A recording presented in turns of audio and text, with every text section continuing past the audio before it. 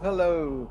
Alright, we are back for another session of Guild Warlow, Grim Hollow campaign, and we're coming back after 2 weeks.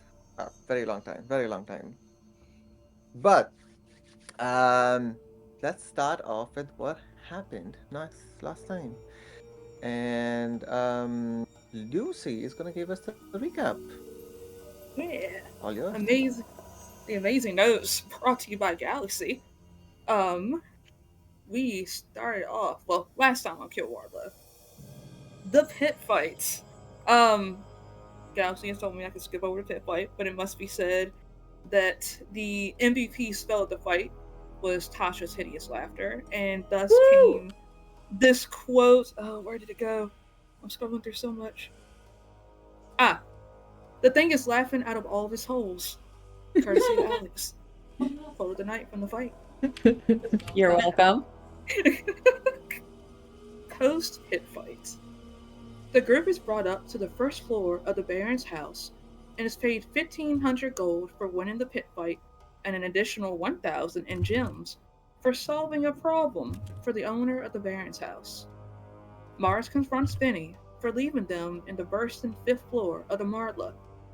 Vinny, remorseless, tells the group that he saw an opportunity to save his skin and he took it. But he asks the group how he can repay the favor for getting him out of the Marla.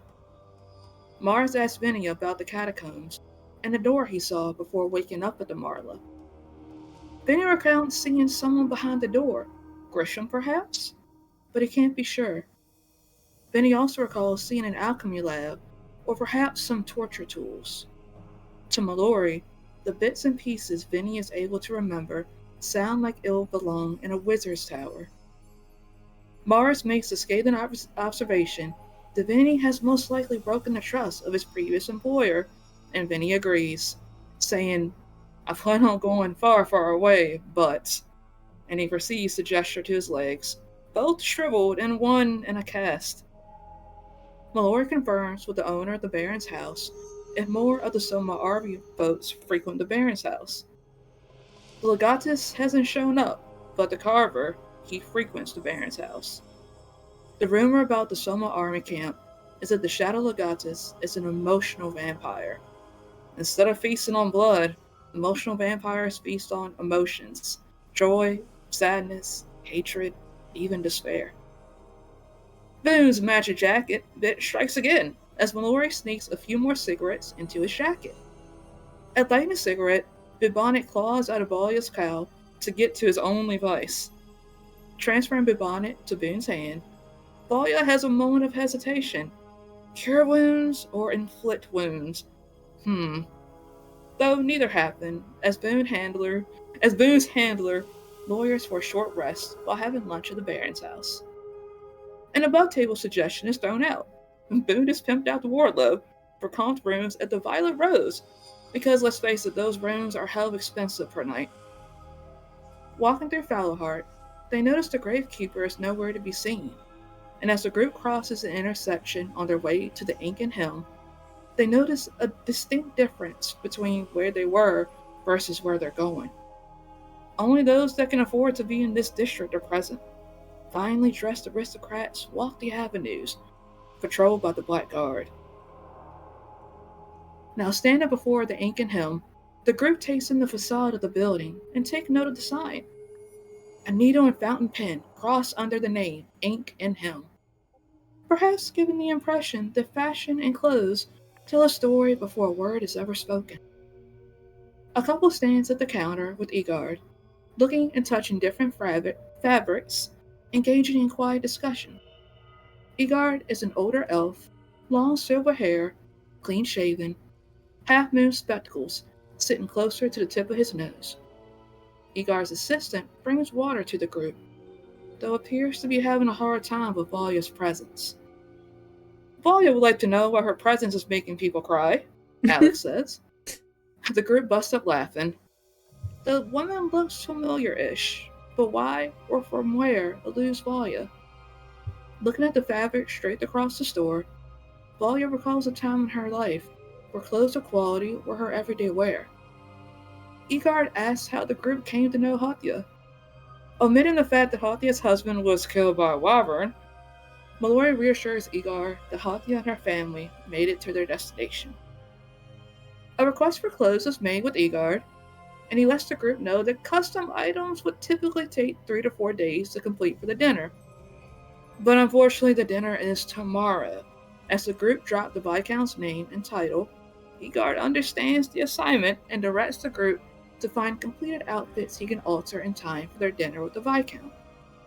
Mellori is the first to get measured, and Volya recalls who the woman is. An incident prior to Father Amriel. Walking through the city streets, 13 or 14 years prior, the Countess's entourage is stopped in the middle of the thoroughfare due to a shop collapsing onto the road. Well, they've taken your time, which is important. You should take something important for them, Volya said. Volya hears cries as the man is taken away and beaten, then carried away. Later in the night, the man's body is hung from one of the towers, left for days, before being dropped from the tower and the gravekeeper dragging it away. Volya recalls the woman in the road and the woman in the shop, and a sudden chill moves through Volya's body. This woman is the same woman who, by Volya's recommendation, lost something just as important as the Countess's time. Last to be fitted, Mars learns Egar is from her homeland of, I can never say that right, Chernobyl? Yeah. Egar tells Mars, okay, thank you. I never say that right. Egar tells Mars he has not been home in a couple of centuries, leaving home in search of being a great adventurer and a savior of Chernobyl. He goes on to tell Mars about Grisham's tower.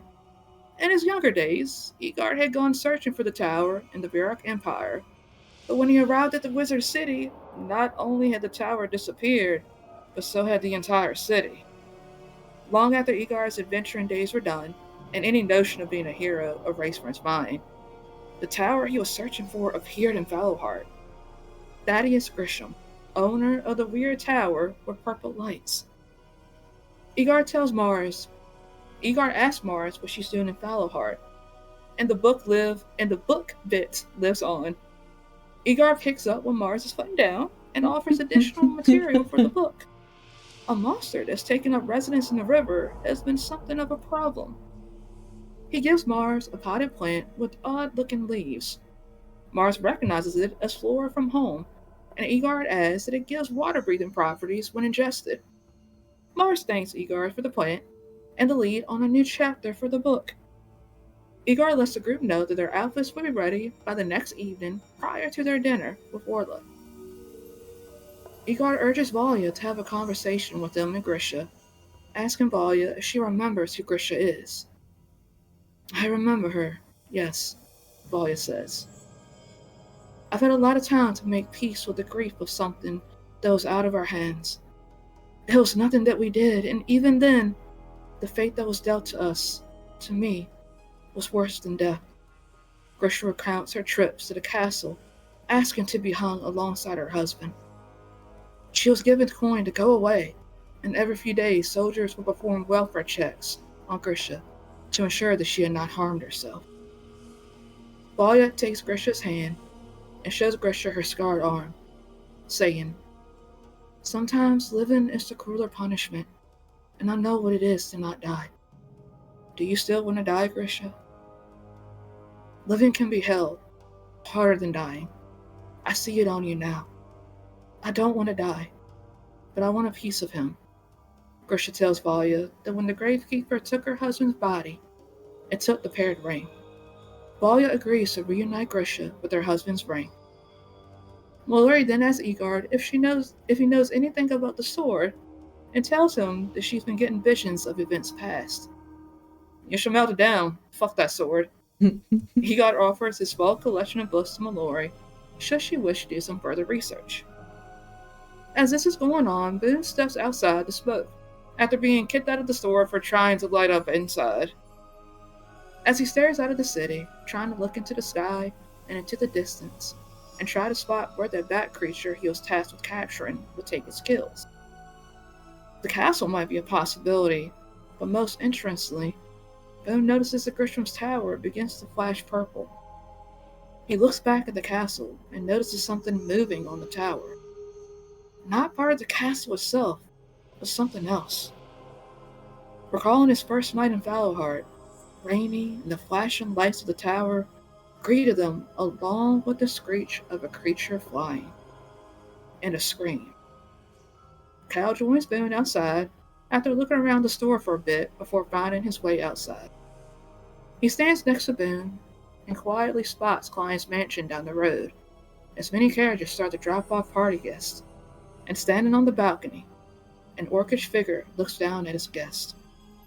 Cal attempts to engage Boone in conversation, but it ends just as quickly as it starts.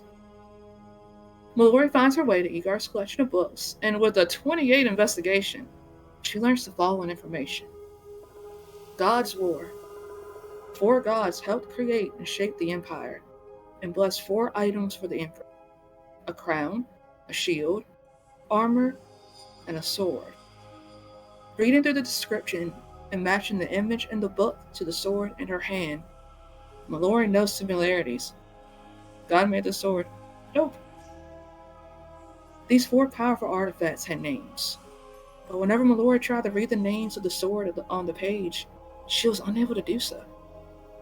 In the chapter of God's End was an image of Leopold I, the same figure Mellori saw in her visions.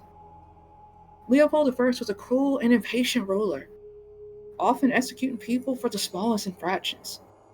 They decreed that only one god would be worshipped by the empire, but never stated which god that would be. His lunacy transferred to the holy relics, which affected the gods themselves, which led to the gods' fall. And in the Myths and Legends book, since the end of the gods, the world started to fall into ruin. Beasts in the empire started mutating. Reports of a great beast destroying or mutating any type of life. Footnotes of myths covering the kingdom of the elves. And since the fall of the gods, the angels or arch-seraphs took place of the gods, but if the gods went mad, wouldn't their celestial followers also be mad? To the north, clans began to be able to transform into beasts and started to appear. One thing is certain, the catalyst to the end of the gods and Athar's slow but steady descent into ruin started when Leopold I infected the artifacts with his madness. If the artifacts would be cleansed, perhaps it is not too late for Atharis. A deep voice climbs Mellori's spine, giving it a tight hug. You could have asked me, Godblood. You could have asked me, King. You could have asked me, Queen, for I serve your blood. And that is what happened last time on Kill Warlow. Woo! Woot! Nice. Excellent. Great job. Excellent. Yeah. That was killer, Lou. I love that. You could Killer ask Knows Galaxy. Mellori. Holy crap. Yeah. Awesome job. Awesome job. And it was fun to read also, Galaxy, by the way. Keep doing it. Very well done, Galaxy. Yeah, Galaxy. Hey, there was a lot that happened. You can't be succinct on that. Yes.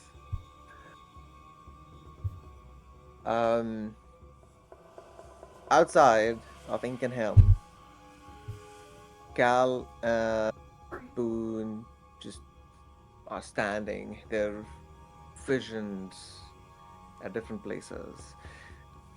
The sky is already dark. The rain carries the whisper of the wind carries the whisper of the rain, which will shortly come in some time as the clouds have darkened overnight.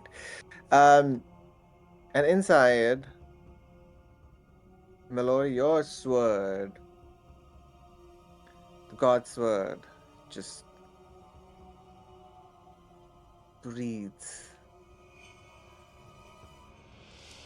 But maybe it's just you breathing. You hear a heartbeat. But maybe it's just your heartbeat. As all these things that you have read, you have scoured over skimming a lot of these books, connecting parts.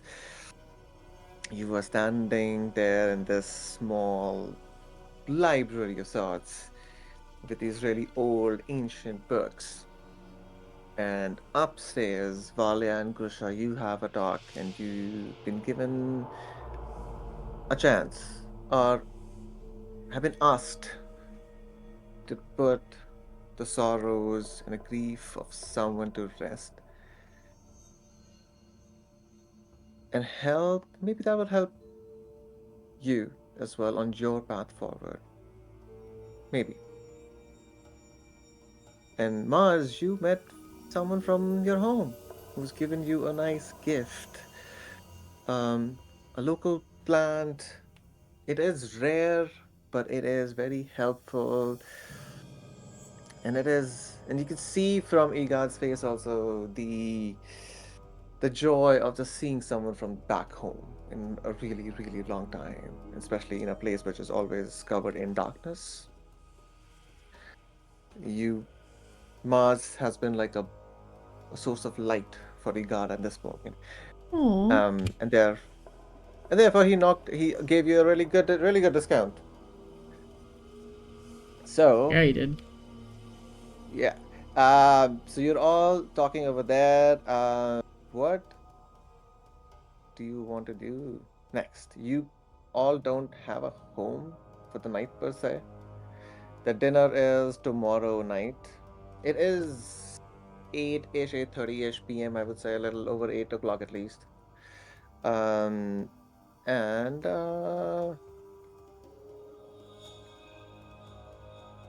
yep, and oh, we can go just above table if you want to about that coat of lies if you want to do it. Because I think we never resolved it offline. Would love to. Leaving it with a guard. Okay, so Igard tells you that it will still take about 1,200 gold, mostly because it's not him. He can do some work, and he'll busy with your suits, dresses, tomorrow, literally tomorrow night. Um, so he will ask for some help, and because it's a magical item, he knows certain like artificers who owe him one favor here and another favor there, kind of.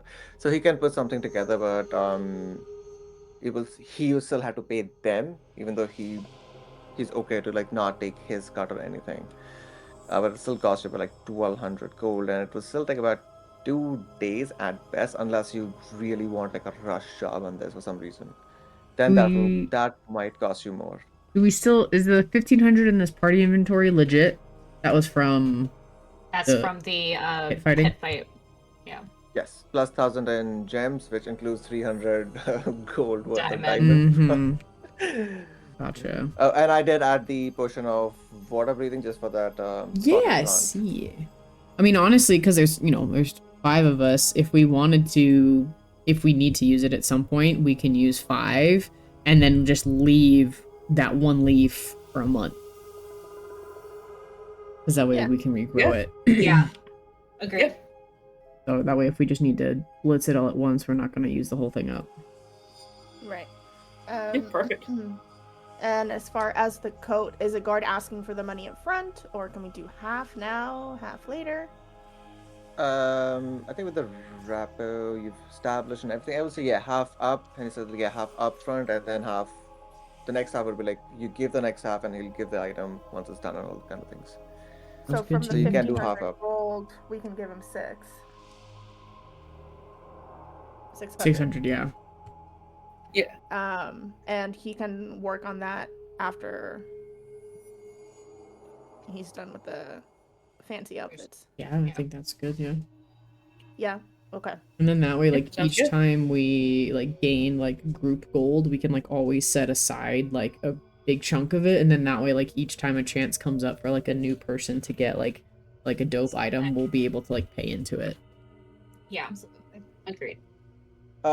Yeah, and then for the coat of lies, like he can get it started with the other people, so you don't have to wait for like one day, like next day, and then plus 2 days. It can be like started from tomorrow. So 2 days. So today, if it it's Thursday, right? Let's say that. Friday is a dinner. Saturday, and then by Sunday morning-ish, you will get your coat of lies. Friday, you'll get all your suits back. So it's like two full Okay. days, and then yeah, so it'll be in parallel, but someone else is doing most of the heavy lifting. Mhm. I'm down. Awesome. That works. Yeah. All right, I've removed 600 from the party inventory. Thank you. Thanks. That's a cool feature that they added. I like that. Yeah. Yeah. I like it. The party thing? The party Yeah, it was inventory, sick. yeah. Oh, yeah, it is so good. It is actually a very good thing. Okay. Well, gang. What are we doing? Well, what are we at? We haven't long rested since the pit fight, have we? No, Yeah. pit fight was We literally. did- We did a short rest. Correct. Got it. Yeah. Yep. Wait, did I not get hit? Okay, I sorry. don't think you I don't did. think you did. I don't think you did. I had the disadvantage thing. That's right. That's right. Yes. Yeah. Well, Cal I got- mean, is there any? I mean, obviously we need to sleep. Like Warlow's freaking thing is tomorrow, but I'm trying to think if there's any other little minor thing. Oh, what we talked about. Is there a way that we could at least go to the bakery to drop the message off with I think it's Bonono? I think we need to Come do on. that in the morning because it's pretty late and they're probably closed. Becky? Question mark. 8 I p.m. don't know. Do you want to go there? Might- You gotta I mean, ask me might as well questions like try. this. Bonobos. Yes, they make clothes and bakery items now. Yeah, No, Mellori's still downstairs while this is all going on. So, Oh yeah, but that's Natasha, true. yeah, But It yeah, was I mean, I'm just Bomar. trying to think of any little thing that we Yeah. could wrap up in the little bit of time we have Bomars. left before a Um, long rest. yeah. I'll give you one more thing. If you would have asked, you can tell me about other places to stay in the town apart from the Marla and the Loose Island, which is I think we unless would have you want to go asked. back. Uh, exactly. So yeah, Iga tells you about two more places. Depending on how much cheapness you want to be or cheap you want to be, basically. There is something called like Ghost Wind Inn. It is I'll change the map. Hold on. So that we can keep on marking stuff. I'm gonna write love down updating how this much freaking these inns cost per night, so we have that. Genius. How much was the Marla? Oh, Marla, we were free. No, we weren't free. No, We had free you were food. free, but Marla was I think it was roughly pretty cheap. I want to say. Yeah. It was like 5 silver a night. Okay. I think For a yeah. room or two was like 1 gold a night. Oh, 1 gold a night Yes. for us, as the group. Okay. Yeah. Okay. All right. Ghost Wind Inn. Yeah. So, I will. Where is the thing? Okay. So on the map, it is somewhere over here, close to Shimmering, little above that, not. So Iga tells you that this is Ghost Wind Inn. It's close to the bell tower, and it is relatively in a safer place, just because the bell tower is like a kind of like a barracks for the Black Guard. And also, when he tells you this, you also, because in characters you would know this, you remember that the bell tower is also kind of a hidden headquarters for the Volitant, the other gang. Oh. So that is Ghostwind Inn. He tells you that they have this amazing souffle, which is their favorite like highlight if you go there. Ghost Wind? Yeah, Yeah. Ghostwind Inn. He says that can cost you, depending on the room, to anywhere between 2 silver a night. They have a hostel kind of a room, like really big, a hall with bunk beds. That can be like a silver a night. To individual rooms, that can cost up to like 8 silver. And if you want more things, they can accommodate. They do have like some fancy, which is like up like a 2 gold a night thing. So they have variety. But they're more famous for their like big halls where like 10, 15 people can easily sleep in one place. Okay. Then the other he tells you is another place which is close, just when you enter from the south of the gate. So directly like opposite the cemetery, like somewhere here in this section, Mhm. like on the main road itself. It's called Seven Gargoyles. Okay. Um, and that might be a little bit more pricey. It has similar-ish rates as Marla, so like five, starting from 5 silver, depending on what kind of room you wanted. They have super fancy rooms as well, going up to like almost like 3 gold per night. But the 3 gold, he tells you that the rooms are like it's like a 2 bedroom apartment-ish. They only have 1 or 2 of those that you all should be able to like get into like one room. Where was that one? Here. Okay. Yes. Thank you, Siva. Yeah, so somewhere over there, and it does have a.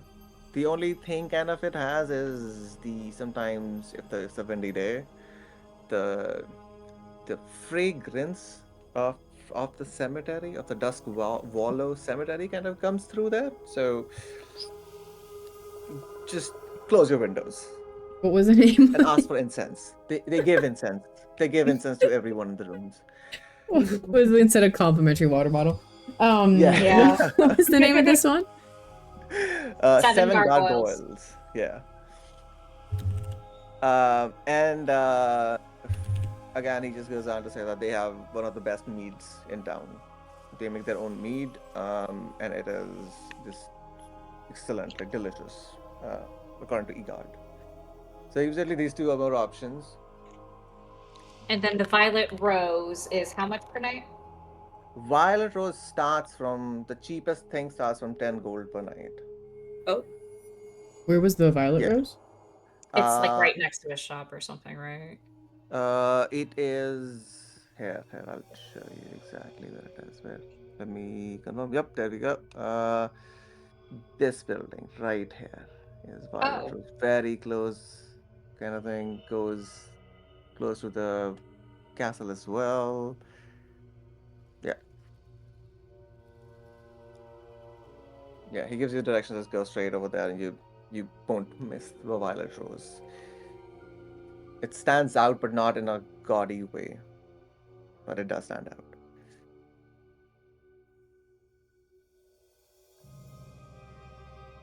Ooh, okay. I got them listed. When we get there, will you allow us to learn and like hone in on which building it is?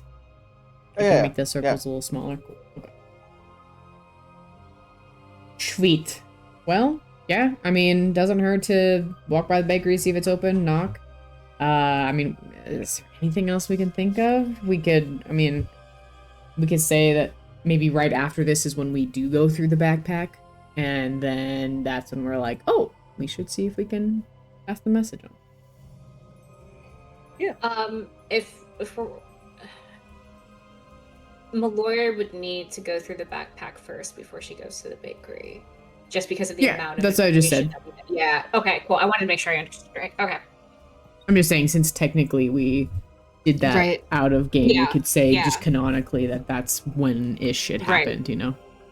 Yeah. Yeah. Okay. Okay. I follow. Sorry. I'm like, my brain is everywhere right now. Hey, friend, dude.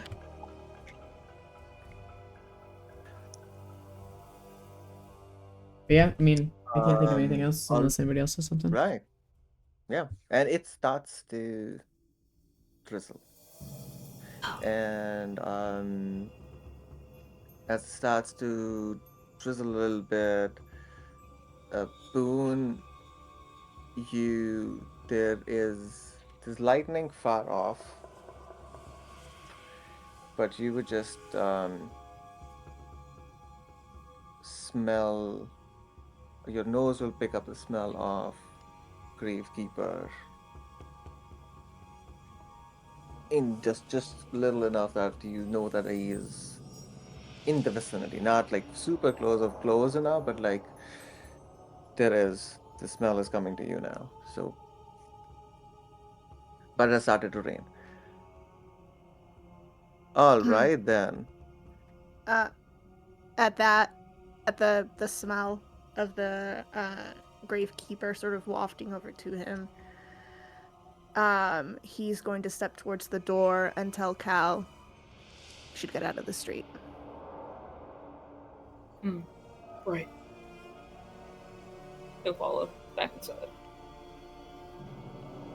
All right. You come back in. Valia, you are there. Grisha's also kind of like left now, having kind of like heart to heart, and you can see like trays are kind of like dried out. She's cleaned them up. And you don't understand it. At least that's how I interpret it, and you can correct me 100% because you are Valia. But you see a glimmer of hope in Grisha's eyes as she has given you that ring before walking away. Because she's got a job to do now. Do you think Valia would have clocked that? That she saw hope in Grisha's eyes? Yes. I think that she would have recognized it as hope, but I'm not sure if she would have recognized it as... I'm not sure she would have recognized what Grisha is hoping for, like what outcome she's hoping for with this. Oh, 100%. Yeah. But okay. Cool. How does Valia feel about that? Being a beacon of hope for someone else. I think that it has been hundreds of years since she has represented hope. And I think that it is almost like putting on an ill-fitting sweater. It fit you at one time, but you've changed, your body's changed. It just fits a little awkwardly now, and it's familiar. She remembers why she enjoyed that feeling, but it feels kind of like an echo. Like it's very far away from who she is now. Awesome. All right.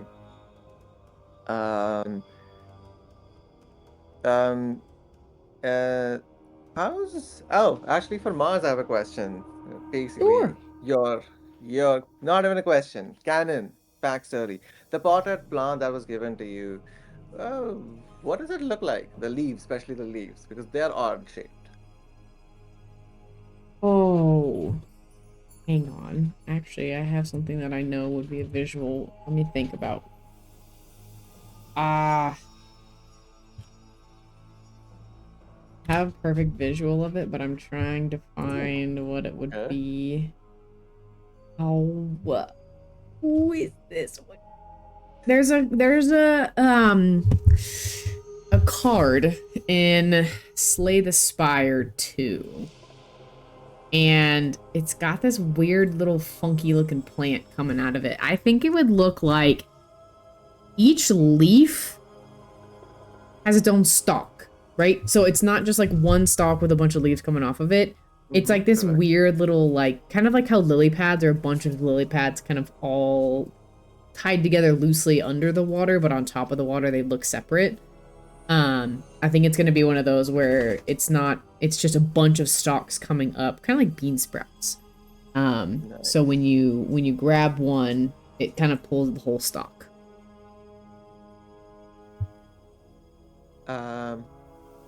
Awesome. Do you want to add any lore, any story, or any myth to the plant? Anything? That's Ooh. canon. Yeah, okay. Well, I would say, seeing as Chernault was kind of the land of the elves and the fae, I'll take it even further because I think it is on a coast, correct? It does have an area of a coast. Yeah. Yes. Yeah, it's on the south west side.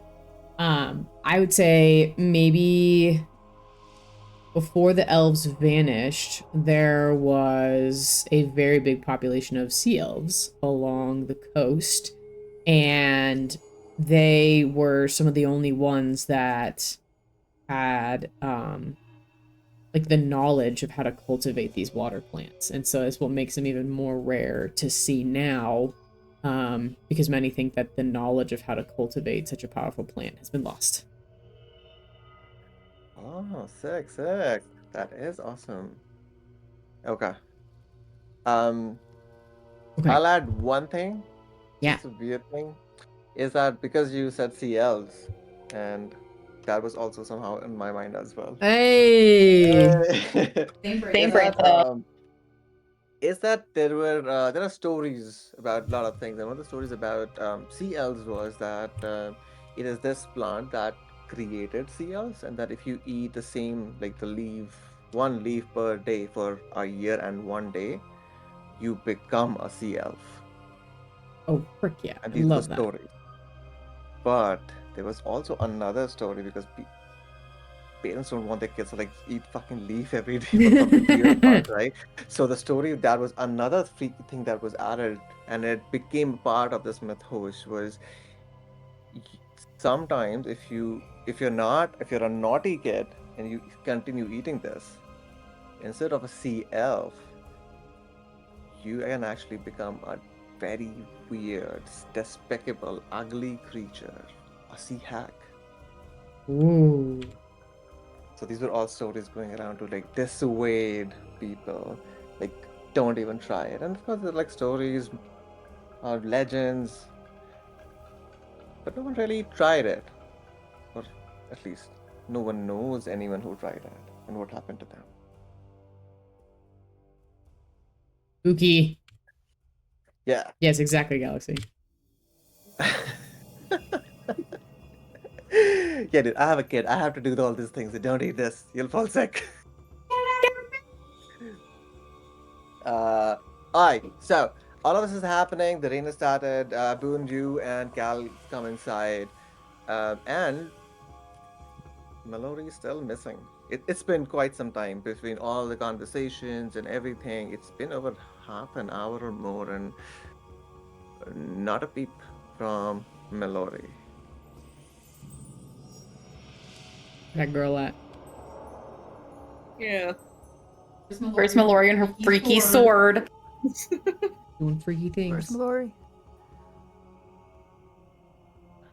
God just says, "Oh, she wanted to read some books regarding her visions and this word." So, of course, he's talking with French accent.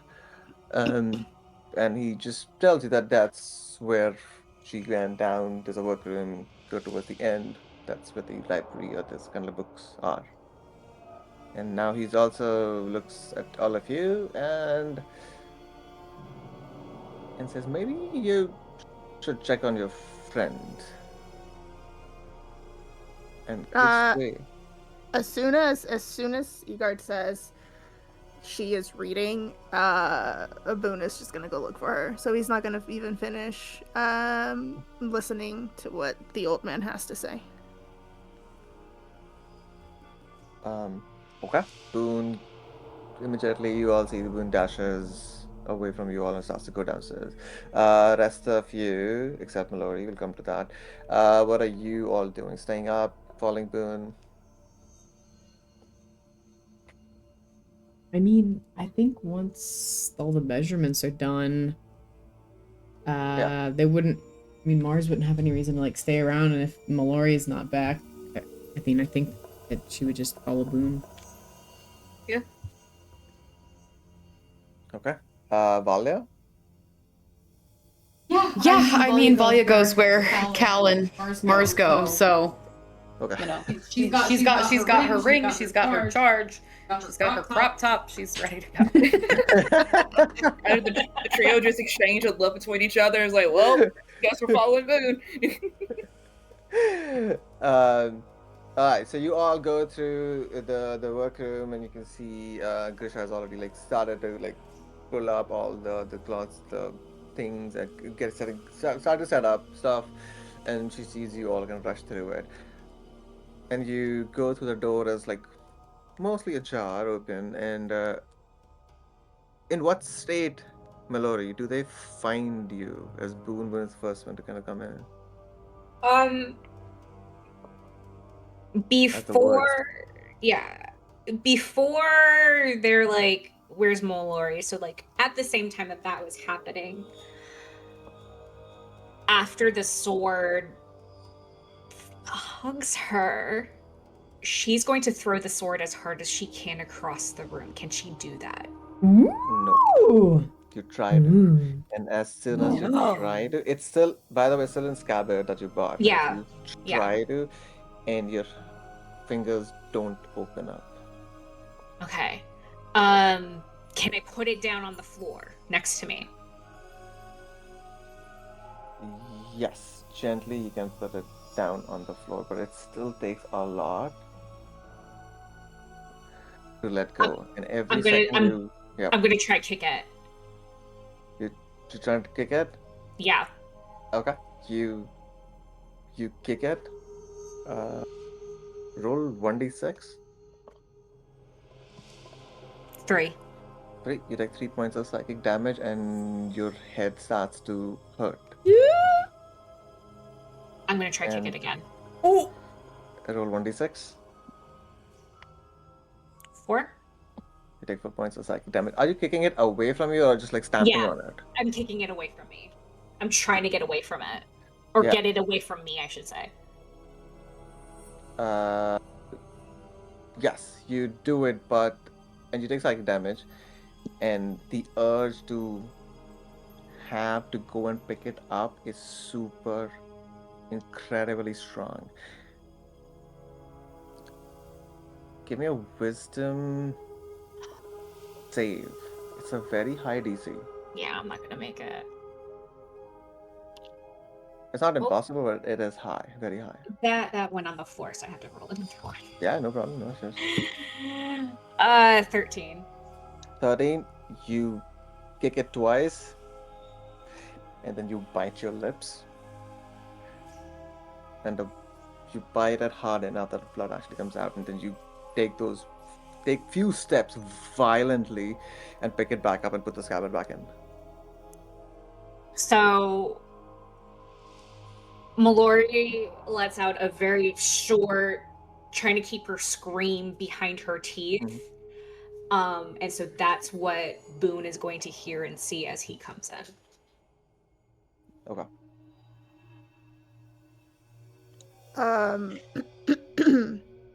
Hearing the muffled scream, seeing the books sort of scattered, blood on her lips and her teeth, Boone is gonna grab her by the shoulders, sort of like look her over, and give her a what the fuck look. Get it away from me. Can you grab the sword? Can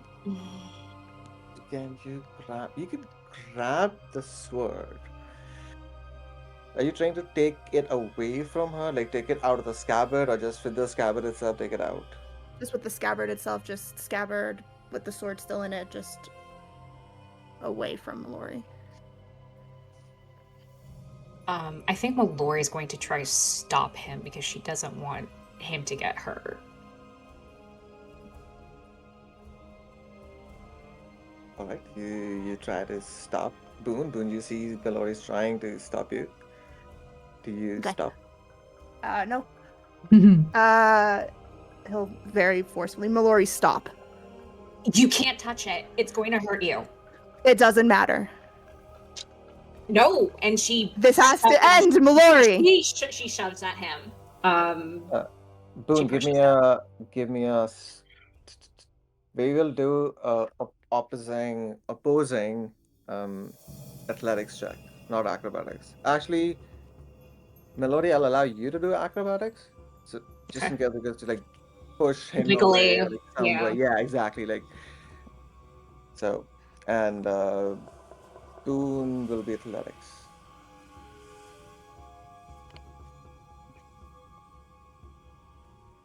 That's a 9. I also got a 9. Oh. You know, rollies again. Okay. We're just shoving each other. Yes, gently. Oh, Natural yeah. 1. 18 plus No. 18, 19, 20, 21, 22. Yeah, you not only like push him away, you actually push him in such a way that boom, you lose your balance and you actually just fall and hit the shelf. A couple of books like boom, boom, boom, fall on you, and now you're on the ground. And I was at this point, like other people, the trio also rushes in. You also come in and see the scene that is in front of you. What As the fuck? Boone falls back into the bookshelf, uh, he's not gonna stand up. He's gonna look up at Mellori and say,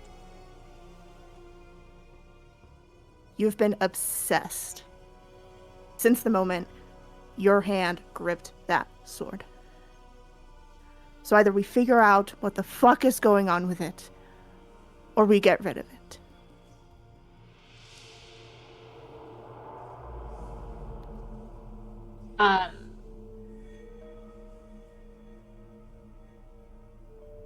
Mellori is going now. Mellori hears everybody else coming down, but she's meeting Boone's look, and she puts the sword down again and tries to kick it so he can see and understand that she can't just give it to him. So you're putting it down and then trying to kick it again. And then trying to kick it again.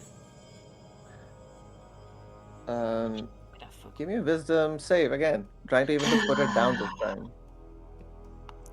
Because in your mind, you No, know what you're trying to do and what is that you that know what the whole thing is. yeah, it's a 2. As a two, that thought just vanishes inside as soon as you think about like putting it down and trying to show Boone. And then this word speaks to you. Before this word speaks, I have a question for Boone. Did Boone ever? You did touch the sword, right? Or no? No, not with a natural one. No. No, even before in the Marla. I know No. Valia did. Valia was open to open it. You have never touched the Valia, sword, right? I did not touch the sword. No. Got it. Okay. I think Mars and Valia were the only other ones. Yeah. Yes. Valia is willing to take one for the team and touch that thing again. Right. Okay. You came close this time with that 9 also, like everything. I would say that you came close enough. And as this time the sword kind of speaks to you, Mellori, and says that just a deep, this growl breath.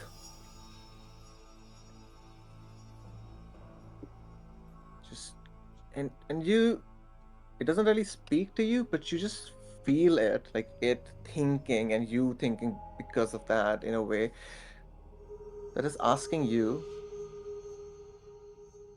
to present the sword holding the scabbard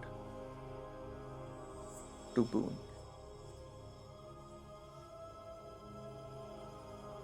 No. Absolutely not.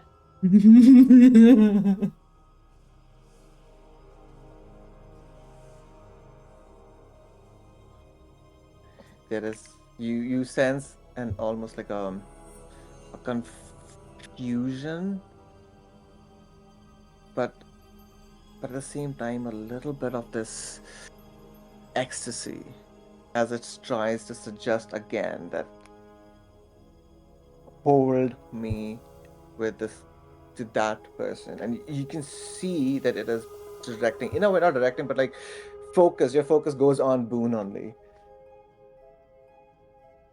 and with the intention of let him pull. Do you do it?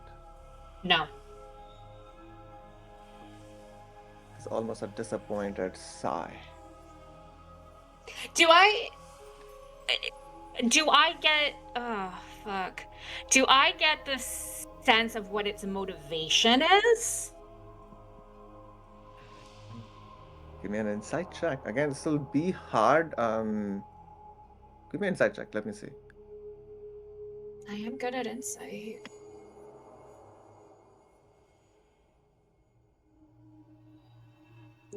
God damn it, off the table again.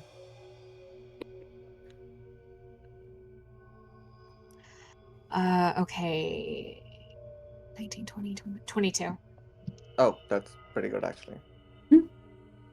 Yeah, there is a curiosity. It's I feel like it's a question. It's a curiosity, but it's also a question that the sword itself did not expect and wants to know an answer for. It's like it's something unimaginable has happened, and um, and it has confused the sword, and that's why it's asking that question or trying asking you to do this.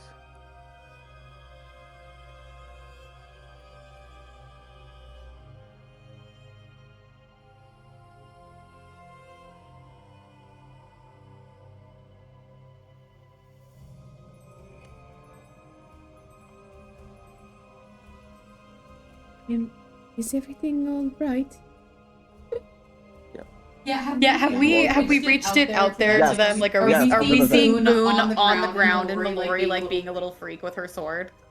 Yes, yes. You do see the little being freak, and you do also with your insights. I would say it is quite visible that the hand that is holding onto the sword, there's a struggle. You can see the veins are all popping out, the muscles are all like tight.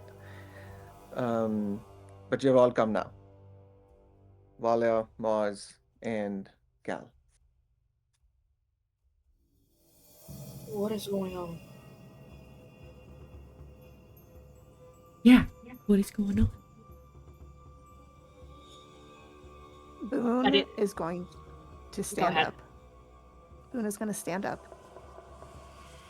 Is the sword, like, is it in Mellori's hand, outstretched towards Boone? Mellori, is the sword in the scabbard in back like where it should be, or are you holding out? She's very clearly trying to resist as she's holding the sword out to him, but it's like she keeps trying to pull it back, and she's watching him and she's just shaking her head. No, don't do it. Please don't do it. Please don't do it. Please. He saw the struggle of the sword asking, or presumably, right, he saw something happen. There was some physical reaction. Yeah. And something that Boone has been struggling with since being bitten is this like underlying anger, and he recognizes that anger now that he's on the ground. So he's going to stand up, and with the sword stretched out to him, he's going to walk around the sword and is going to wrap his arms around Mellori's shoulders, hold her tight, and is going to whisper, "Please, let me help you."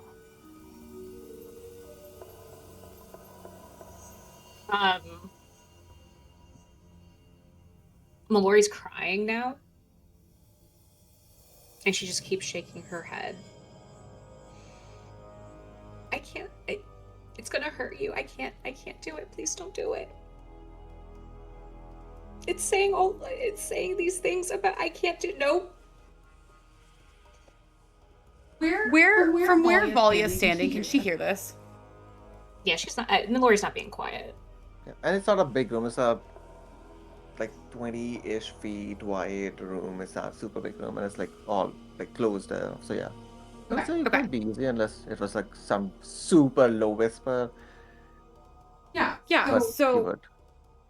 like hearing this and kind of gathering a little bit of like what it is that they're talking about. Mellori will, or not Mellori, Valia will approach them, you know, toward like where Mellori can see her, so she's coming at Boone's back, and essentially approaching Mellori like somebody would a cornered animal. And she'll tell her kind of like palms out so that Mellori can see she doesn't have anything in her hands. If we're really trying to get rid of it, it won't hurt me. We know that it won't hurt me. You don't have to worry about Boone. Just let it go. Like, as she's saying this, very slowly, she'll kind of inch her hand, like, around Boone towards where Mellori's holding the sword. Mellori, are you holding the sword by the hilt or by the scabbard? By the scabbard. Okay. Alright, Valia, you inch, and what do you want to do? You're trying to do? As she's reaching for it, she'll let her fingers brush Mellori's. Morris gets a bardic real quick. Thanks. She'll let her fingers kind of brush Mellori's, and like she's moving very slow. She's not trying to scare her. And she'll wrap her hand first around Mellori's hand, and then kind of engulf the scabbard in her grasp. Okay. And just to be sure, like, your intention is to take the scabbard away from Mellori, right? Yes. Yeah, we're taking that sword. And Mellori, it is very hard for you to let it go. So, again, if you want to even leave the scabbard, you'll have to give me a wisdom save, right? Same thing, very hard DC. If you fail, then it'll be a pure athletics check, basically against you versus Valia's. And if again Valia wins, then she's able to take the scabbard and the sword like away from your hands. Okay. And is Mellori a bardic too? You want her to beat my athletics? No, I want her to have a better wisdom save. Oh. Yeah, first Mellori has to give a wisdom save to see like if she can let it go easily or won't let it go basically. And I'll let you rule on that, Mickey. Am I allowed to give her a bardic too? Like seeing this, hearing what's going on. Okay. I'll just say that Mars has like taken out her harp flute, and rather than like any of the harsher things, she's just playing just really quiet music so that it's not just dead silent. Okay. Alright, so let's do the wisdom save first with the bardic. Can I argue for advantage on that wisdom save? Can you argue? I would also argue advantage on this wisdom save if Boone is holding her. From the crushing hug, obviously. Yes. The crushing hug. Inappropriate co-worker relationship. Exactly. Yes. Yeah. And he's just whispering and like over and over, just let it go. Let it go. Let it go. Just let it go. Yeah. over and over and over again. Good Just arguments. Good arguments. quietly to Mellori. Yeah. Yep. So yeah, go ahead, make the wisdom save with advantage and add the bardic, which is D6. I'm also going to add in. Watch me roll on that one. I'm also going to add in my fortune's fortitude. You also failed the wisdom save, so you have a fate point. That's true. And then I have the fate point too. Okay, so first we're gonna do the D20. That's a 12. That's a 2. Okay, so we got a 12. All right, Bardic. 1d6. 4. So DC that's is high. DC is 25. 16. Fortune's fortitude is 2. That's 18. even how many fate points do I have? Hold on. Fate points, not my fate points. Count. Yeah, count. Come here. Nope. Where's my freaking tracker? It's the little diamond on the top of Albert. Yeah. There we go. All right, so I have 4, so that's 18, 19, 20, 21, 20. I can get up to a 22. Oh, do you have a heroic or for anything? I do have a heroic. Because you rolled a 2 and a 12, right? Yeah. What's your wisdom save modifier? 0. Oh, lordy. Yeah, I mean, you could use it to see if you get, I'm just higher gonna than a see. 12. There's... That's a 4. No! Alright. Either way. Hey, we Either tried. way, I don't That was get it. good. The hold of the sword is like really still very strong in spite of you hear Boone's voice like just breaking pieces and pieces here and there. You see Mars, you hear Mars music reaching out to you. But the noise of the sword, the sword just telling you, I am of your blood, is just too strong. So now we'll do the athletics check because you're just trying to hold on physically. It's not going to be acrobatics. And versus Valia's athletics check. She's gonna kick my Gal, ass. what is Gal doing? Yeah, I was as like, all could this unfolding?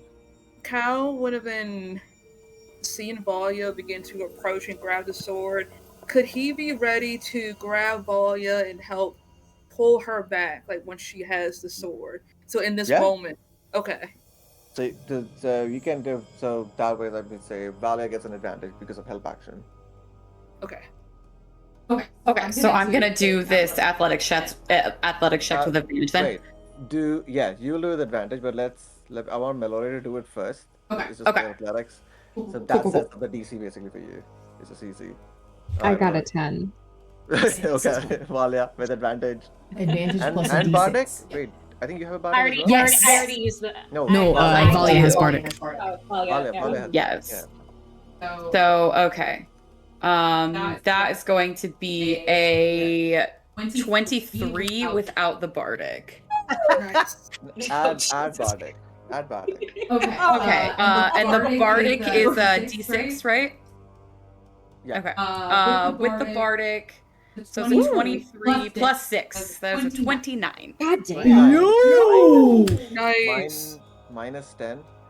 Mellori, you take 19 points of slashing damage as the sword is sheathed with the sheath, like the sheath, not the sword. The sheath is like pulled out of your hand and it just leaves a deep gash, and your arm extends, and then the gash continues on your arm.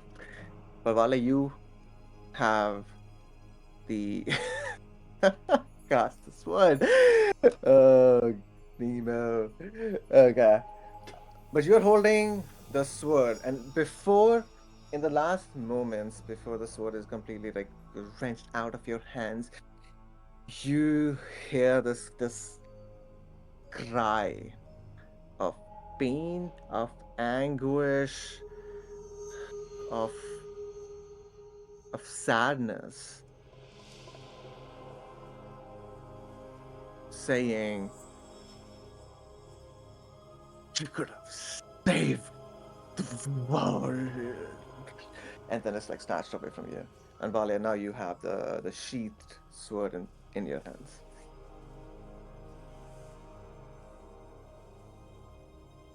Okay. So she's holding it and she's not having a freak out, like everything as she knows it is okay.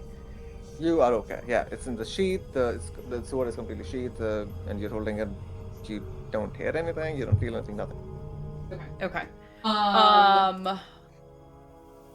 She's going to step back. So Boone is still between them. She's going to step back. She's going to kind of turn so that the sword is away from Mellori. And then she is going to reach out and she'll put her free hand on Mellori's cheek, and she's gonna cast first level cure wounds. Nice. Thank you. So just kind of rubbing her thumb over the high point of it was only 9, but it's something. Over the high point of Mellori's cheek. She'll just say, "Thank you."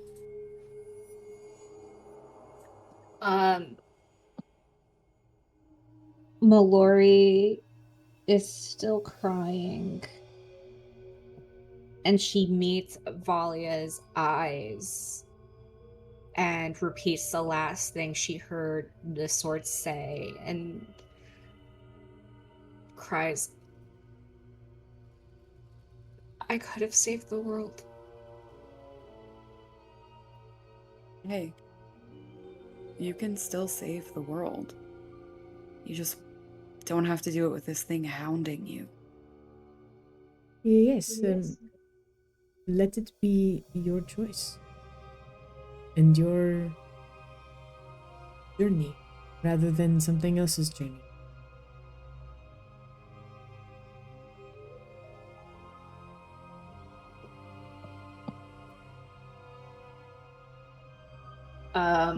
Still in shock and everything, Mellori just kind of lifts both her hands to hold onto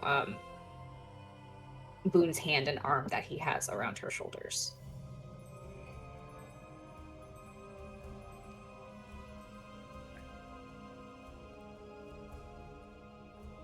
There's a small knock on the door, and you see Grisha is there, with concern all on her face. Miss, are you all okay? Is everything okay? She just looks, and very small voice just asks. Yes, Miss Grisha, do you possibly have tea that you sometimes entertain your guests with? Yes, and I do have chamomile to calm down if that would be more helpful. That would be entirely helpful. If you do not mind, that would, I think, help the situation quite a bit. And Yes, of I course. will come with you, yes? Okay, thank you. Okay. Yeah. And you both go, and she leads you to the kitchen area, small kitchen area, and then she has chamomile and starts preparing the tea with your help. And she looks at you and gives you a small smile, but doesn't ask you about what happened. Mars Just that, will, yeah. Mars will just give her a thankful look and just kind of follow her lead and work alongside her. She just wanted to give Mellori a little bit of space, but then also help and just kind of, get a little sense of Grisha, just because she saw the interaction with Valia earlier, and knows that it's mostly copacetic now, but just always just kind of getting a feel for things. Yeah. And as the tea is like taking some time to pour to the boil and everything, you hear this, some like footsteps upstairs, and some voices coming down, and Grisha then at the end, the tea is already in, hands it over to you with like small cups. She says, "Oh, that's the I think those are the other helpers that help us from time to time. I think Igor has called them for for your stuff, so they will be. I can hold them on for some time, but they will need to work in this workroom." Thank you for this information. That is very valuable. And I will take the tea in your good counsel, and we will try to get out of your hair as soon as you can. And just again, pass along our thanks to Igor and to yourself for your hospitality today. And though it has been rather emotional for many people. She gives you. She nods her head and says, "Yes, it's been quite an evening for all of us." And she then starts to like go upstairs to like hold off those other people who will be helping with your all dresses and suits. So you have the DMARS, you Yep. come back. Head down and just kind of comes in and distributes it to everybody.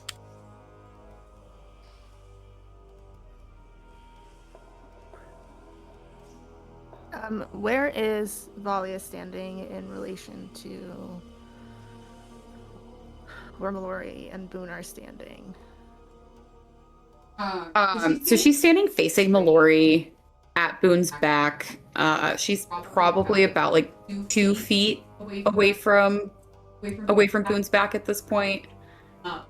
With the sword like angled away from Mellori and Boone. So okay, unless Mellori has made any movement or indication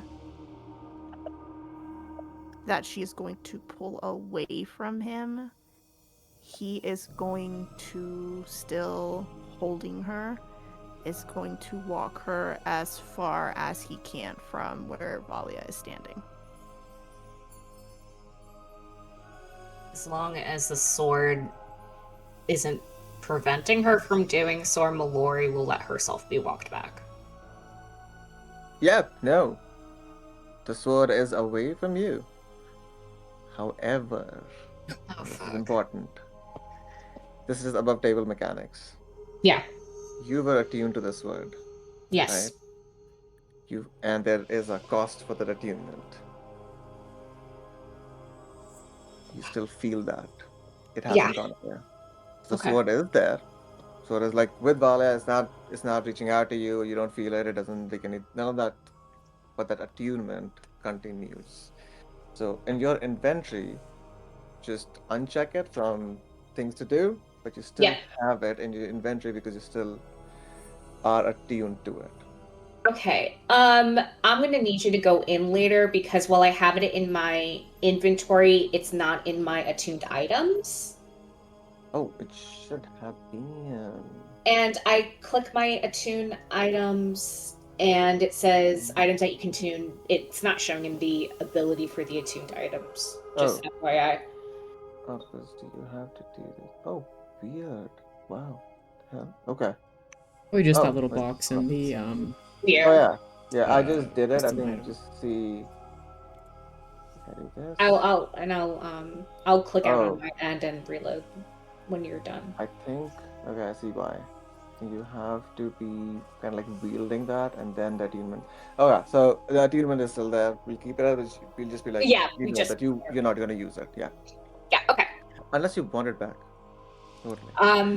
Not right now. You get it back. Now, Mellori's really scared right now. She does not want it back right now. All right. So yeah, you still feel that whatever when you had this word that it left a mark on you. You can feel it. There's a weakness inside of you, and that is the disadvantage and con saves. Right. Your pallor is still more pallid than it was before. Like it's more pale than it was before.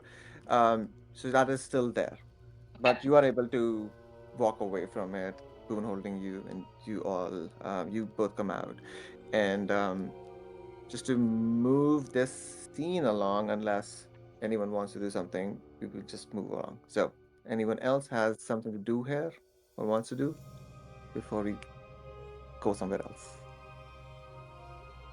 Good. I'm good. Yeah. Okay. Cool. You all had your tea. It's chamomile. It helps calm the nerves. You all head out from there. There is still blood on the library floor. Books fallen. But you go upstairs and you see about half a dozen people, men and women, both have like come up, and Igor is just explaining, talking to them wherever he took the measurements and everything, and the dresses are all up there, giving instructions to them. They all look at you.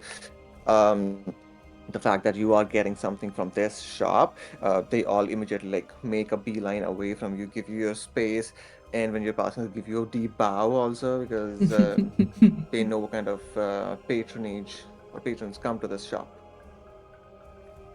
And Krishna just is at the door, opens up the door, and gives you this smile, and just just gives an extra smile to you, Valia. And you're all out, and it is still drizzling. It's not pouring, but it's still drizzling now. You're out on the streets. Blackguards are full on. All the street lamps are on. There is ample enough light. Blackguards patrol very easily visible. Some carriages are still going, and you can see further down the road, uh, a mansion which kind of like stands out. Something is going on. There seems to be like a party going on. Apparently, there are more carriages outside and like stopping by, and Cal, you're the only one who knows what this is. And yes, and now we will take our let's take a 10 minutes break. Bio break, Thank you. and then we'll see where you all head into the night. Sounds good. See you in 10.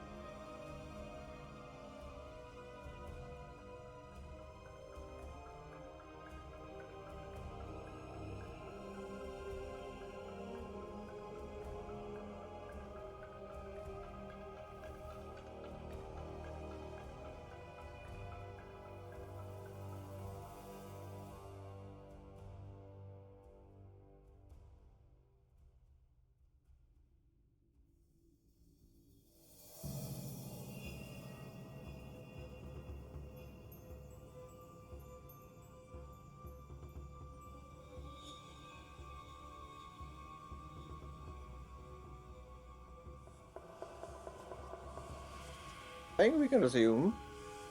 Right? Cool. Great. Okay. You all kind of have been very kindly pushed out of the shop so that they can work on your dinner extravaganza, suits and dresses and gowns and all of that.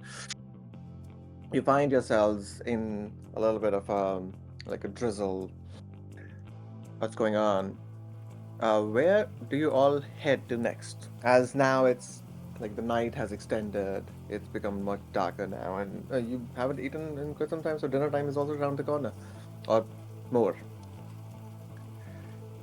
Where does the party? Where does the party head next? Sorry, that little mouse gif is amazing. I was dying. I mean, I would say what? Can you show me the map again, Mickey, on Owlbear? Oh yeah. Sorry. No, you're fine. You're fine. I mean, There you go. possible bake. I mean, we have to go towards one of the inns anyway, right? So we heard about 3 of them. This one's probably a bit more expensive. So I mean, regardless, I mean, we could pass by. The bakery you said was near this one? No, bakery was. I got cracked out. What is it? Here, this one. Oh, we're right next to it. Let's Oh. just Yeah, peek close by. and then decide between one of the inns and eat.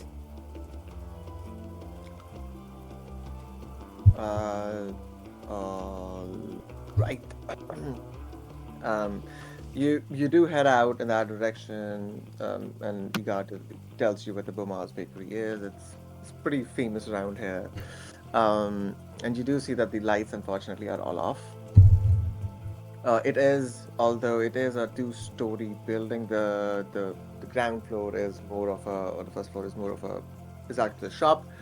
But you can see the lights, couple of lights are still on the second floor, where it's like a common thing where the shop will be at the ground floor and the up floor above would be where the owners or the proprietors would be living.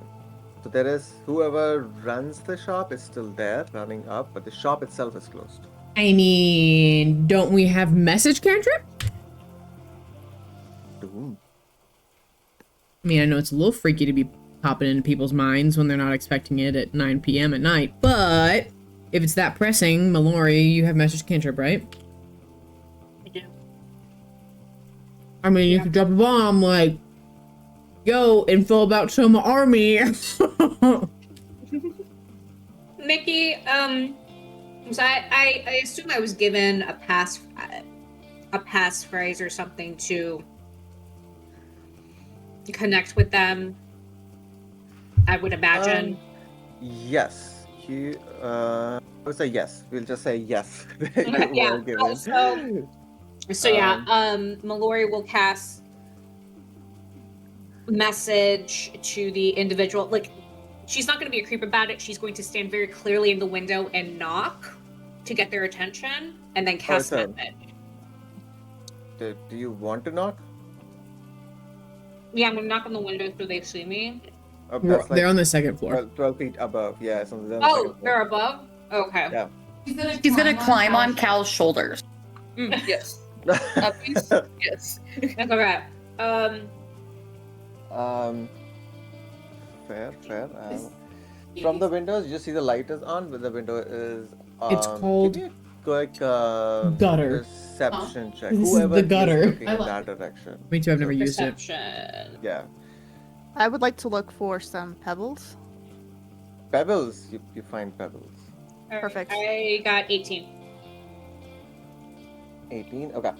You do see like 2 windows are like open right now at different places, and one of them has like an orc, a female orc is wandering about, holding a thick ledger right now, doing some work, going through the ledger, and the other window a little bit away, you see is oh yep, there we go. A human. Woman who is just like stands up, comes to the window, is just looking out, and then just closes the window. Light is still on inside. Who do you want to? You would have been actually because you were given Bomar's bakery. I would say you would be given the information that it is the human woman Okay. with the name Rosalind. Rosalind. Okay. That she's the one to be approached. Okay. Boone's picked up some pebbles. Yes. He is prepared to start throwing pebbles at this window. She looks at him like, someone has a lot of experience with that. Could you go ahead, get her attention, please? He'll toss a few pebbles up to the window. Clink. Clink. Are you doing it discreetly, or are you just like, okay, that's the window, let me throw it? Just throw it like a baseball. Because this still district or this borough is still same, like Fancy. follow the same pattern, and there are guards over here. The patrolling is still there. You can That's find fine. an opportune time to throw the window. But Throw out the yeah, window. he'll look and wait to see for that there's nobody there, and has a he has a backup story in mind as he's throwing Okay. these pebbles in case somebody says, "Say you, what are you doing?" All right, good. You throw the pebble and it hits the window. This apple one has really grown on me, and babe. then about a Yeah. couple It's of like seconds later, edged you up to almost one of my see, favorites. A shadow approach the window and just like slightly opens up. See outside. All right, Mellori. Is it the human woman? Yeah. Okay, so Mellori's going to. She's got Boone's jacket on, so she's gonna shake her arms out so her hands are free and tap her fingers to cast message. Wow. And say Rosalind, and then whatever code information Yep. the army gave her.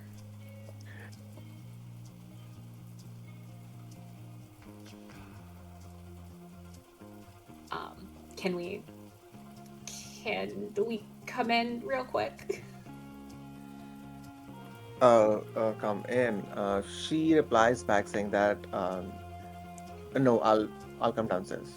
Meet me like behind the whole shopping building. And you see that the light is still on. And a few minutes later itself, like she's there. Who are you all as a party going behind this building, like in the alley kind of thing? Who's doing what? I think we can Love spread it. out a little, maybe, you guys. That way, like, everyone Yeah. can keep an eye out. Oh yeah, Mars will. This is this is not her thingamajigger. So she will. You know what? Can I just? Is this a dumb idea? Can I just go busk as Mars over here so I can like be a distraction away from everything that's going on? Is that too much? Are you asking the group? Yeah. No, I mean, like, does think- that sound like a stupid idea? No, No. go for it. I think if you're in that far corner, like if you move all the way down the block, that's a little unsafe, Okay. in my opinion. Yeah, so I could like But take if you're, like- attention. Like if you're across the street in this corner here. Sure. Yeah. Yeah. Yeah, just so that people are like, okay, the bakery's closed, they wouldn't even be looking at it anyway, but then I'll just start busking. Awesome. In the rain at 9 at night. I love it. Love it. Give me a performance check as you start busking it out. Okay. As you do that, what about everyone else? Like Valia, what is Valia doing? Valia, She has this sword. Yes, that's true. She has Right. She has this fucking sword. Okay. So she'll attach it to her belt situation where she keeps her flail. So now she's double strapped. She's ready to go. And in an endeavor to keep this thing. Shit! Does she want to keep it with Lori or away from Lori? She's Love you and gonna trust you. she's gonna make eye contact with Mellori. She's gonna hold it for a second. And then she's And then she's gonna go play security for Mars.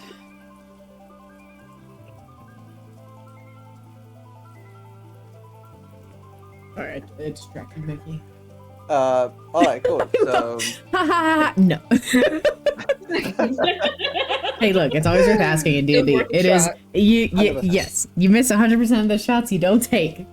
yeah, do. 13 is not bad. I mean, if you have inspiration, you can use it if you want to use it. I don't Just think saying. I do. Unless Okay. no, yeah. Yeah, I mean, who got it from this time?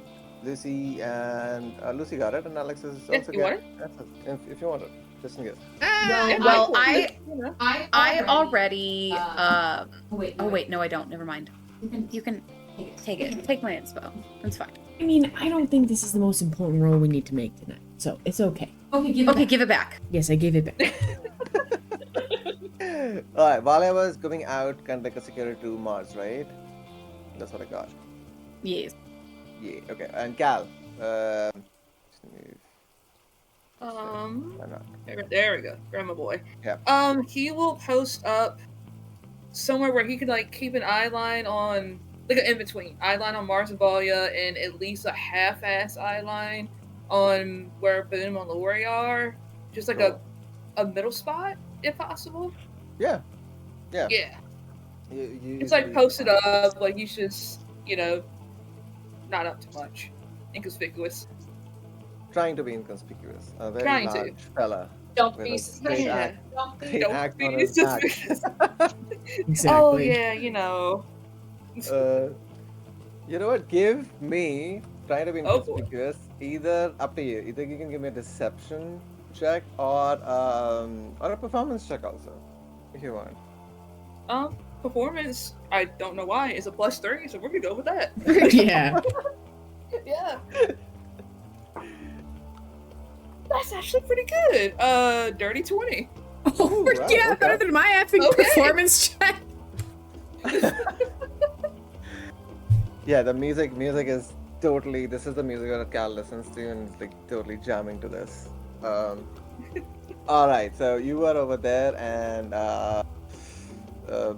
Mellori and Boone, you see Rosalind, this human, kind of like 30s, dark brown hair, all bound behind in a small ponytail, kind of like has kind of like shawl and kind of like an umbrella holding out because it is raining. This comes out to meet you, and just looks us straight up into your eye and says, "I can't be out or seen with a lot of different people, strangers, for a long time." And gives you the meaningful look, saying that let's wrap this up quickly. Yes. Above table, Mickey, was I told to verbally give the message over or handwritten note? Not really. It was just given to you that she's the one if you want to release any information to the Okay. camp. Give it to her, and she is the one who lets us know. So it's up to Okay. you to verbally do it, and Jeez. what do you want to Right, give? scared the frick out of me. All right. She came up when I didn't So, see knowing her that and her time is little of the nose. essence, Mellori does ask, do you prefer verbal? Or just pass it over and we're good? She just tells you that she doesn't have any paper or like a parchment or quill on her No. person right now. So unless Um, you have it, Yeah, Mellori does. okay. Ooh, cool. You Just could didn't also know- do both. Ooh, cool. What? That's being a meta pigeon. I was just saying you could verbalize it, but then still give her the letters so that it's everything verbatim. Cool, Yeah, cool. yeah. I'm just pulling up my list of things. So, and Mickey, I'll write this up for you. Oh yeah. But for now, Mellori did scribble a note with her offhand. She writes down. She's written down in the army code of because I'm assuming she also knows that given that she does secret missions for the army. Yep.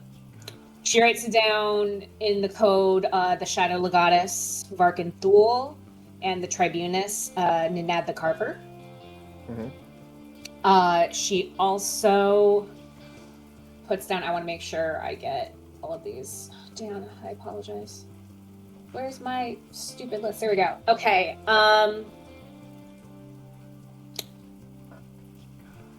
Let's see. Soman Army has potential undead backup. TBD. Grisham and Klein problem. And then has ended the note with, as we discussed above table earlier, to Kyler, meet at docks, 10 p.m.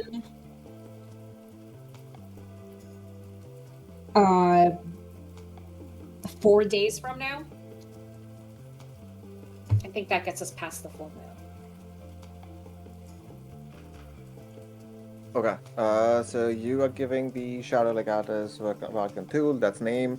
Soman Army has that. What was the Grisham and Klein thing? Yeah, Grisham and Klein are a problem. Okay, not a problem. And then Kyler to meet you guys at docks. Ooh, at 10 p.m. What is it? No, at 10 p.m. At 10 p.m. in 4 days. Okay.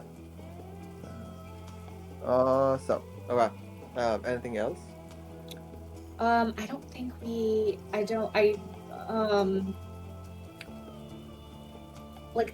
there's more here, but I'm thinking like Mellori's prioritizing the most important things. She puts down Varkan Thule Emotion Vampire. And that's all she has. Like that it is substantial, like actionable items. Like the other stuff like is good, but these are what she's deeming the must knows. Okay. You give. Yeah, why she doesn't just give the letter over? Whatever. Okay. If that's it, then you give all this information, write it down, and give it to Rosalind, who takes it and quickly goes through it, and eyebrows kind of raise a couple of times, and she looks at you and just says, "Emotion vampire," and she just tells you that there's a smile on her face, and she says, if this gets out, his own people might just kill him or replace him. Ooh. Mellori smiles back at her and inclines her head and just taps the side of her nose. Mellori taps the side of Mellori's nose, not Rosalind's. I was like, what the? A woman's nose. Yeah. Rosalind kind of like smiles, looks back at you, smiles, and just says that, I'm sorry, I didn't get your name. This is incredible. I'm Raven, and this is Wolf. I love it. Yes. She gives you a nod, a very like a meaningful, serious nod, and said, "All right, all the best for whatever you're doing." And Mellori will, and Boone, and will nudge Boone, and they'll fade into the shadows. Yeah. Homer Simpson stuff. As you are, your talks are going on back at the corner of our incredible music that's going on in the rain itself. Mars. What? Do I make any money with a 13? You do. You do. Oh, You don't get a lot, but you do get like roughly about like 5 gold pieces. Frick yeah. Nice. but That's a mostly in that's a but that's a mostly in nice. silver. How much And silver? you do hear like 5 gold, Oh, but okay. in silver. So Oh, basically gotcha. 5 gold. 50. Yeah. But you do hear one like it's a night time, and you do see like even though it's like slight drizzle, like people are walking around and the couples are strolling about, and there's one of the couples that who have like given you these coins, and you do hear like one of the couples just like going around, and the man just goes like, "Oh, that's neat. That's good. I can do better than that. I'll show you tonight. You have time, like, let me just show you." I And just like he's imagine walking that off with the date. I imagine that Mars was playing a bad version of "This is the night, the most beautiful night." Incredible. Take an inspiration, Matt. Oh, yeah! All right. So with that conclusion, that all things seem to We got Mellori and Ispo. Boone, you come We got out. Gal, you Ispo. see those are coming out, and then Mars, you also notice like, all right, it's time to probably move on from here. And the rain is now starting to like also pick up a little bit more. All of you are starting to get a little bit more like drenched slowly. Uh, and you're still hungry, by the way. Still have not eaten any dinner. Where do you all want to head to? I'm mean, gonna I've make an done- argument for the violet rose. I mean, let's do it. Right. Why the frick not? Yeah. Yeah, I It's agree. right there. We're meeting with Warlow tomorrow night. We could die. Who knows what's gonna happen? Might as well live it up. Right. You're not Get some good wrong. sleep. YOLO. Take a bath. Exactly. Eat some food. Comfy beds, I'm sure. Oh yeah. Everything smells really good. Yep. Valia's super on board with this. Perfect. And it's like across the street. Boone will start walking towards the violet rose. Mellori sticking next to him. So, Ooh. Ooh, fancy. you, It has an aquarium. you start walking, and thankfully it is raining. In the scene also it's raining. Great. You make your way toward the violet rose. There is this really soft light coming out from some of the chambers or some of the windows, but most of the windows are heavily curtained. The steps that lead into there is an awning. The steps, even the outside steps, are like thickly carpeted. There are two heavily broad built and wearing this armor, two guards standing perfectly still, while a valet of sorts is just standing there holding a silver plate with some small refreshment cups, and each cup has a lid on it. It's just waiting, and just as sees you all approach, he gives you a terse smile and says, "Welcome to Violet Rose," and takes a step, opens up the door, and goes inside to keep the door open as you all come in. Slowly offers you a refreshment. It looks like a mix of like lemonade of sort. Um, as he like takes the lids off, and you can smell the aroma of the lemon, very like potent lemon like, coming out of it. And he offers you it. Inside is a luxurious space. Like you've entered into it looks like a seating area right now, like couches, low dim light, and the light right over here is like more of a golden yellow color right now. But you see, this is more like a just resting area, just to sit down before you're probably like taken to different places. And the valet just offers like, are you here just for a drink, meal, or stay?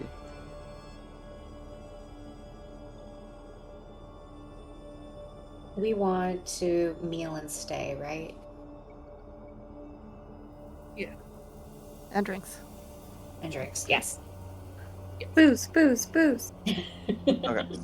With that, he gives you a nod. The door has been closed, of course, behind you, and he goes to the side, and you can see there are like about like 4 different bells, and he goes to the third one and just gently rings it. There's no sound. No sound comes to you. And then from one of the corridors that it just leads out of the waiting area sort of thing. You see, um, what was it? Um, this what's the color? I think it's this color. A lilac colored tiefling with these majestic horns that just go up and just like a almost like a sea wave go to the back of the head. Um, and there are like gold and trinkets with gems just hanging from the horns as well as from the ears. Lips pierced, very wearing this almost low cut gown, and has this almost like a fur coat, like a crop top kind of fur coat on. And she walks up to all of you and just says, "Hello, welcome to the Violet Rose on such a dreary night. So you will be staying here for the night, and of course, um, drinks and a meal. Please Uh, follow me." Mellori, before she turns, Mellori will nod and say, yes, we're anticipating 2 nights. We are guests of the Viscount at dinner tomorrow. And her lower jaw just kind of like falls down a little bit, and there's this almost this wicked side smile that just goes up to her ears. "Oh, you are the heroes of Marla. An We honor are. to host you 2 nights, of course. Yes. I am Master Rista. Chip. Oh, yeah.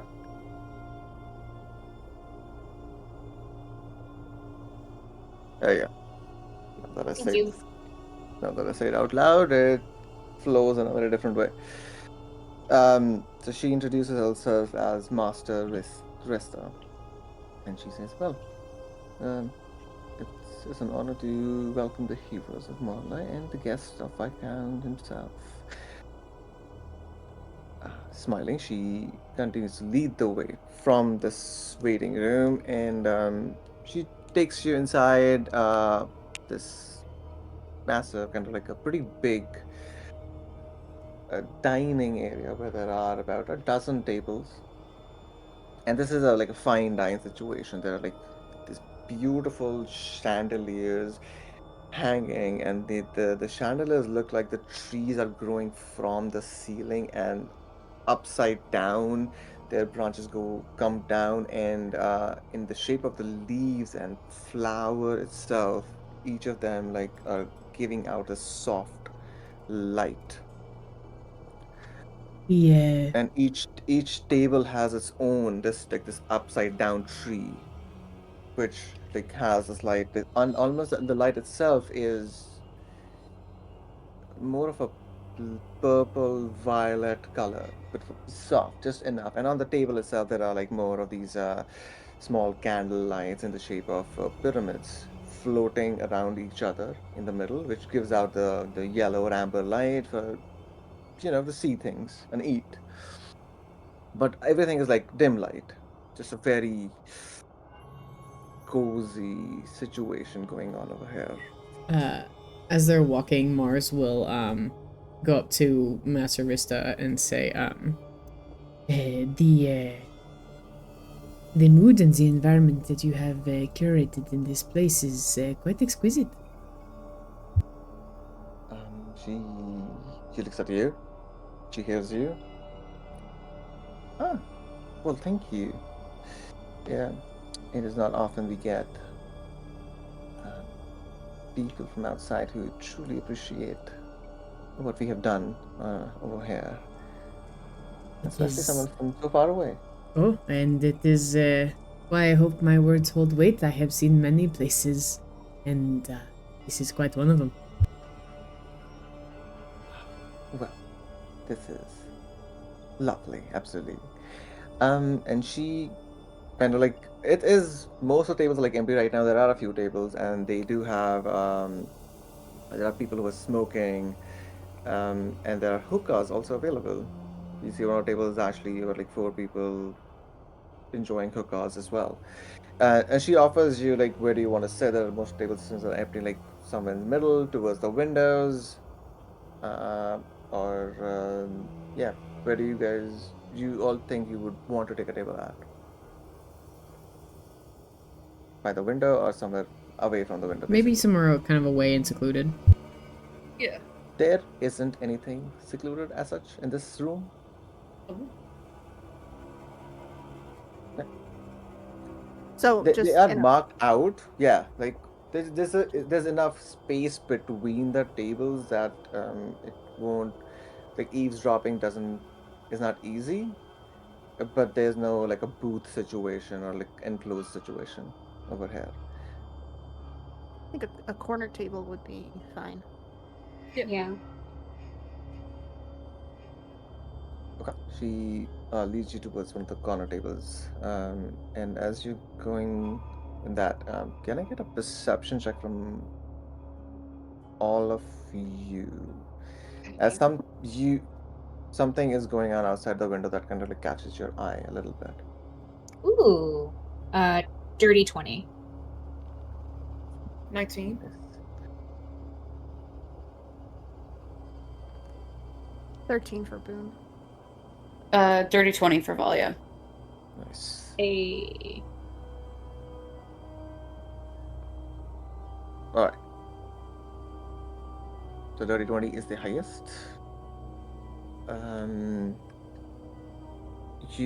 Both of you kind of notice a carriage kind of is going around the side, and you from the situation where you entered, and you know that the carriage is going towards the back of the building. With that dirty 20, even though it's like raining a little bit, you catch a glimpse of from the carriage. It's a very like completely black carriage, like where one of the windows, side window, like opens up, and you see there are like people inside. It's crammed with people. And with that dirty 20 also, you see that the people who are inside are just stuffed, and there is the look not of this place. The people who would come here to eat and drink or even work. Yeah. And they're just and then the carriage goes away. And then Volturi den. And the master Rista brings you to your table and sees that the menus, and she tells you that I'll set the server up, and then you can do this. And for 2 nights, she gives you a little bit of information about the cheapest room is about 10 gold per night, which is basically at best can be like 2 people sit in that. But if you want, and she just asked like what kind of room would you want, or would you be more comfortable in a suite where all of you can be together? But that will cost you about 30 gold for a night. I mean, I think that's probably what we want, right? Yeah, they're probably best. The suite or the. All together. Okay. What's the room situation in the suite? It's like a smaller, like a 2-bed situation. Oh, okay, gotcha. Yes, so basically you would enter, and there's a big living room, and then one room on the Then right, there's one room on the left. Okay, gotcha. And that's the one that's Kitchenette. 30? Yeah, that's gonna be like 30 gold for a night. I feel Did like we- I'm getting less. Do we want to try to negotiate that as guests of the Viscount, or I can Mars? try. Yeah, Mars, you're a people person. I'll give a crack at it. I believe in you. Hey, it is quite a good setup. Could we perhaps propose, since would only be 2 beds, but there are 4 of us, some slight negotiation in that, as we will not be taking up another room for possibly more of your guests.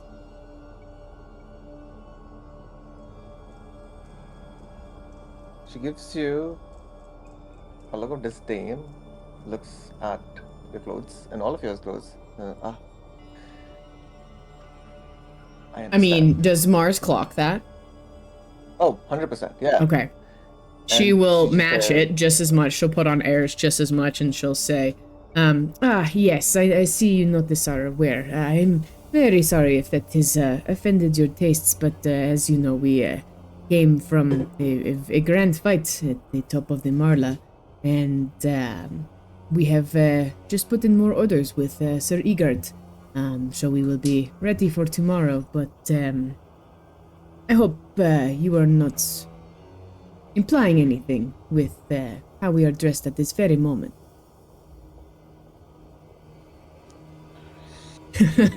Mars is gonna put it right back where she's like, I see you. I'm gonna match you.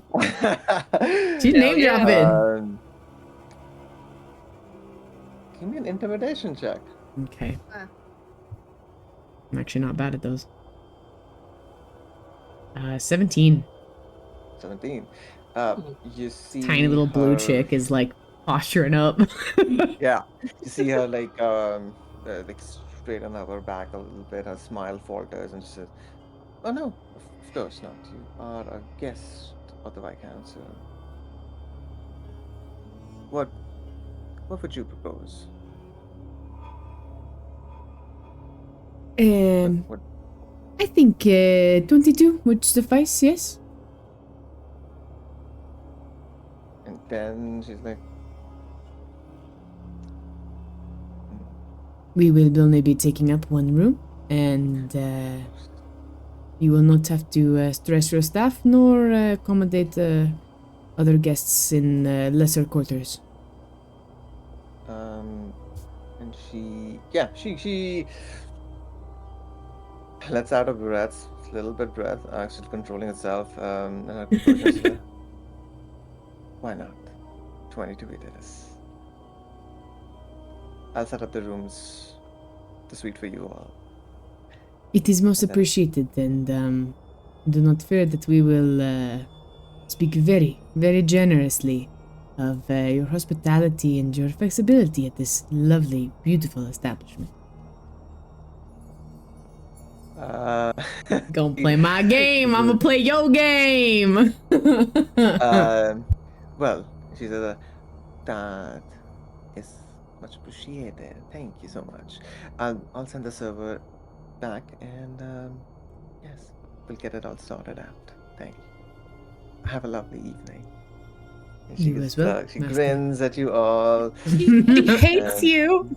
turns around, and kind of like Bring it the frick almost on. stomping her feet, walks away from all of you. I've never ever played a charisma character before, and I'm enjoying this greatly because me as a You're person doing is great. mouthy as Yes. frick. So it's great. Yeah. So she goes away, and a server kind of like approaches you all to take your order basically, and the menu is actually very limited. Like there are like 5 dishes on it, and that's how it is. So they do have something called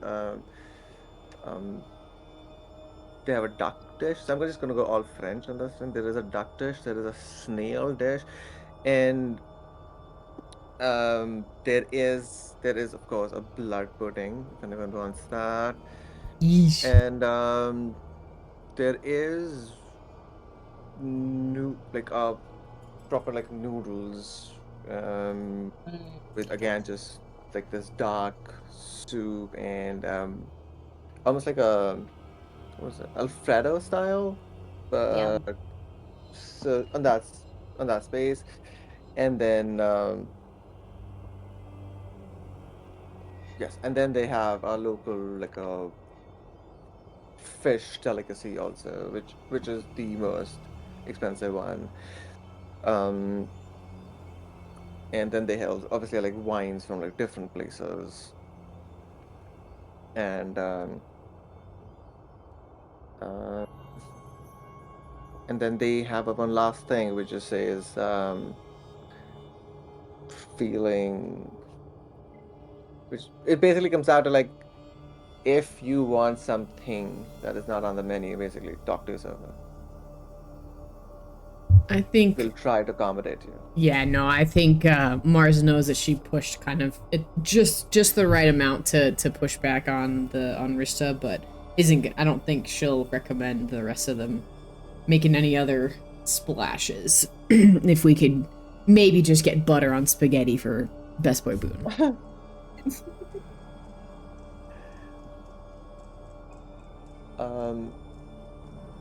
So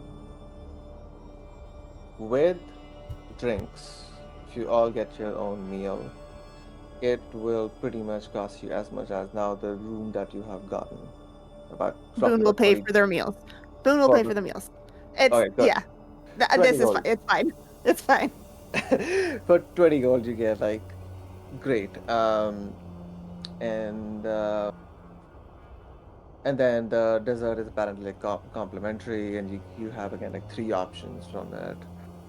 It's almost like a lemongrass based tart pudding,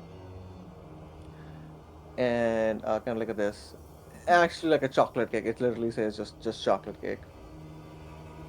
And the last one is supposed to be like a jelly, but like 3 shot glasses filled with different jellies and flavored jellies, and they can be made alcoholic if you want. So that is also the dessert situation. So you can tell me like if you want, what would you have for dessert? I think we'll just get a spread, and it's been a long day. It's been a really long day, and we'll just sample platter of everything. Yeah, definitely the Jello shots, though. Yeah. Oh, yeah. The Jello shot. The food comes, the drinks come, and then eventually the dessert is also laid down to you, and then towards the end of the meal's all done, and her master Vista comes herself and tells you the suite is ready for you. It's on the 3rd floor, and the 3rd floor only has like 3 suites. That's it. One of them is yours, and she just says, another kind of like server comes up and he's like, he will take care of you all. When you want to go to the room, he'll take you to the room, and if anything you want in the room, he'll be standing outside of your suite. So any time of the day you want anything, he'll be there. Like, okay, cool. So if nothing else, you are eventually shown to the room. It is just 5-star, most comfortable beds, and even the couch itself is pretty soft, very big for any one person. Like even Cal, who's the largest of all of you, can easily sleep on it or rest if you want awesome. to. Nice. There is each room has its own like a powder room situation going on, and they do have like baths, like small bathtubs in both of them, and there's a large bathtub outside, like in a balcony sort of situation going on as well. Almost like a mini swimming pool ish, but you can't really swim in it. It's like a hot tub situation, but without being a hot tub. Kind of, yeah, but you can get hot water. Right. To be filled in, and there are like fruits, some food, chips, Awesome. some complimentary like wines, water. It's already there. You can very clearly also see as you go in the room that where the drinks are, especially the wine bottles are there, and some like whiskey was also there. At least like one bottle is there. Some space which had, I think, some bottles on it have been removed. She removed some of the bottles. Yes, there are at least like 2 bottles that have been removed. That bitch. right. She got rid of the blood. Oh. The rest of things Oh. is all good. Ah! Okay. Did she not see me? Talk to the guy outside the door. Fine. I brought my own bloodsickles, whatever. All right. If do you have anything you want to do here, or you want to go for long rest, sleep? How are we splitting up? I know Mellori and Boone are taking one room. Is anyone sleeping like in the living room? Or are you guys all what are we doing? Cal would offer to take the couch so that Mars and Valia can be comfortable. Do we want to rotate? Oh. I mean, I know we haven't been doing watches when we've been in taverns, but this feels a little Rotate dicey. might be a good idea. Yeah. Well, Good idea. Really? Don't you really me, Mickey? Mickey. Mickey. We're in the lion's you do den. what you want to do. Yeah. Yeah, if you're taking watches, then just let me know the order of the watch, that's all. I mean, I think if we want to each just take one, that way it's like, I know normally it's done in pairs, but I think just because of the safety, I think that means that we'll be able to like sleep quicker and get through quicker. yeah.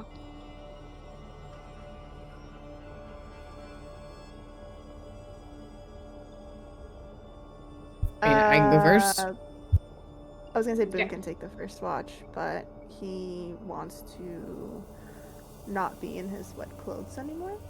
Yeah. I would like to Yeah, that's also fair. change. Oh yeah, there are bathrobes and all there. Perfect. He'll do his first watch in a bathrobe. As he should. Yes. Mellori only sleeps 4 hours. So well, she doesn't even sleep. So 'cause we need 8 hours of rest, right? Yeah.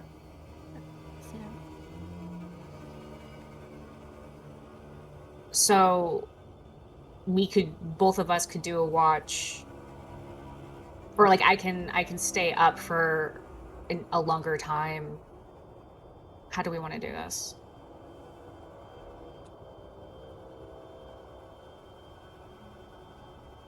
I don't care. I'll Yeah. say that, yeah, you can do split up, but just like normally, like 2-hour watch thing, so.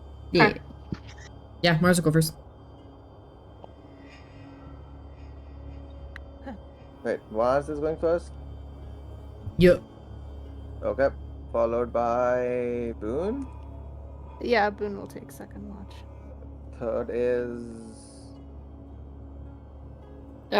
Volley will do it.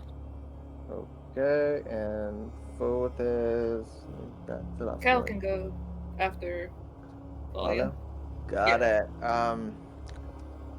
One by one, can I get a perception checks? As you all take your time, lights are dimmed out or completely closed. Starting with Mars. Oh, it was almost bad. That's a 16 perception. 16 perception.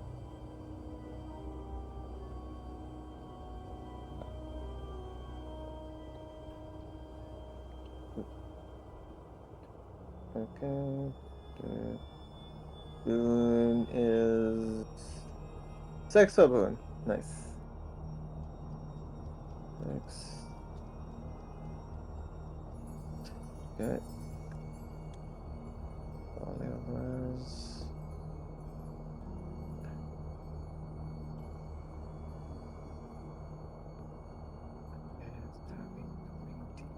I'll roll one for Mellori since she'll be awake. She's just kind of laying there.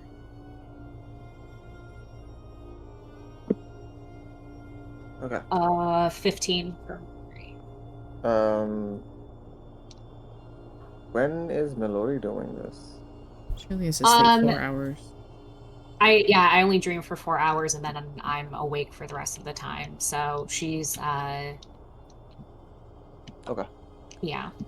Alright, Mars, your watch goes all good. The rain picks up quite heavily. There is thunder and there is lightning.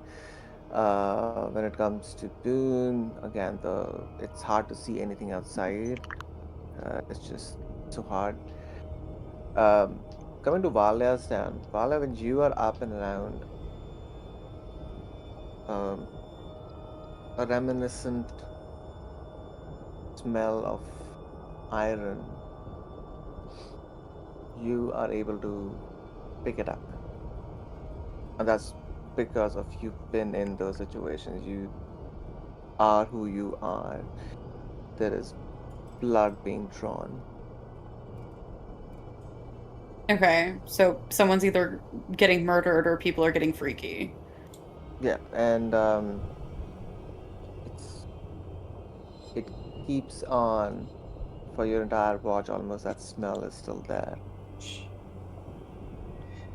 Okay. And then Cal, it's your turn with dirty 20, and it's now about getting into like early pre-dawn stage. Um, Cal, Cal's no, um, you hear with that dirty 20 now the rain is kind of almost like died down. Um, some like low voices telling in the way like almost like telling people, move on, move it, get inside. And uh, would Cal have stepped out like in the balcony to see what the sound is, or stay inside only? He, once he recognized those voices, he would try and discreetly poke his head out. Yeah. Okay. You discreetly try to poke your head out of the window and the sides itself, or and you see just the tail end of like a couple of people just been like pushed into this black carriage, and then the one of the soldiers, black guards, like hits on the side, and then the carriage like goes away from there.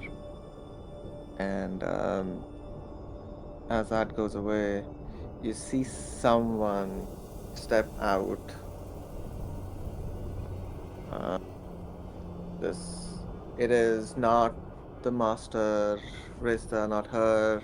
It, you don't get you get some look of it's a woman, really long hair, uh, and she seems to be like talking to this couple of the guards who were shoving people inside.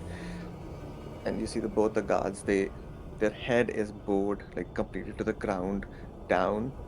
And you being you, Cal, you easily recognize the that those two soldiers are giving like full deference to this woman who is also in kind of like this light like a leather armor kind of a garb.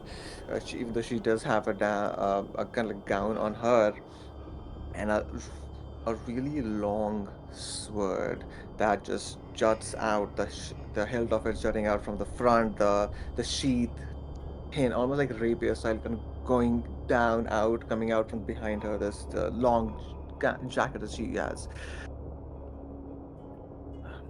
and sh- sh- and there is almost this emotionless face as she turns around, and between V- Valia is pale to look at, right? Like Oh, always, yeah. always. Okay. There is that similarity, Cal, that you see between like how Valia's like skin pallor looks like, and this woman. Also, she is definitely like in command.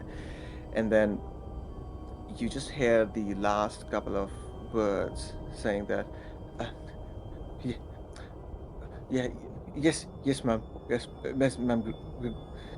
And then she kind of leaves out. She goes away, and the two guards just looking up, and you see their faces drenched, even though the rain has completely stopped. And it is fear, and it is sweat. And dirty 20, you hear one of them saying, I don't think I ever want to be near near Grigoi. And the other one just like birds like punches the second guard like in the ribs, and like fuck off. shut up. Let's go. And they both leave. And it's kind of like about time that like the dawn is kind of like coming up, and Mellori, you could see a couple of things between the last two shifts of Valia and then Cal kind of getting up and up about. But now it's morning time. You can all mark your long rest. Hey. Woo! Sweet. And it is the day. The day of dinners. What might say Warlow Day, W Day. Top day. Right. 17th, right? Yeah. Yep. Makes sense. So, it's morning, you're all waking up. How or what do you want to do for your day before the evening dinner? I mean, the first thing Boone wants to do is check in on Mellori. The previous night was rough, to say the least. Yeah, Mellori was there when Boone came back from watch, and like she didn't say anything, and she did mostly stay put until she, got up to kind of help with watch. But as morning comes,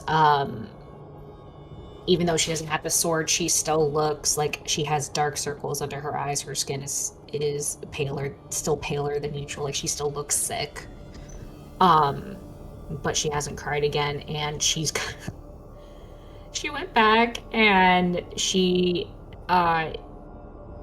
is laying on the bed like next to him, like maybe like 6 inches away, just staring at him. Waiting for him to wake up.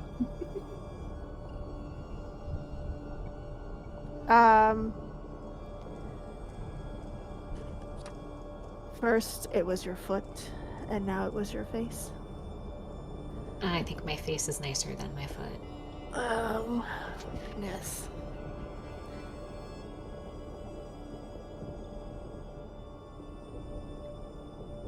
Loaded question. Are you okay?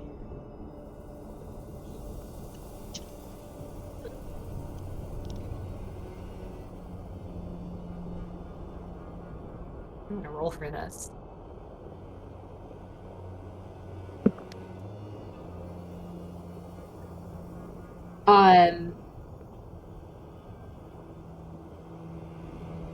Mellori got a 6 on this deception check.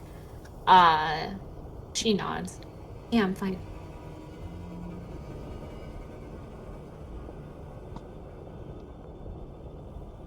I know it's been a few years, but you're still a terrible liar. It used to be easier to fool you. I don't know what you're even talking about. Mm-hmm. I am a spectacular liar.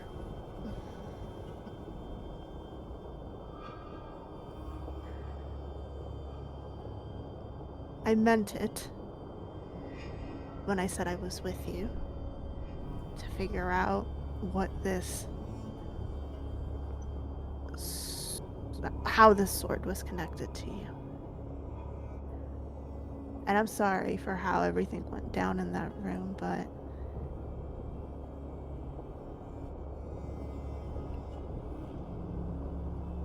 what else is there to do?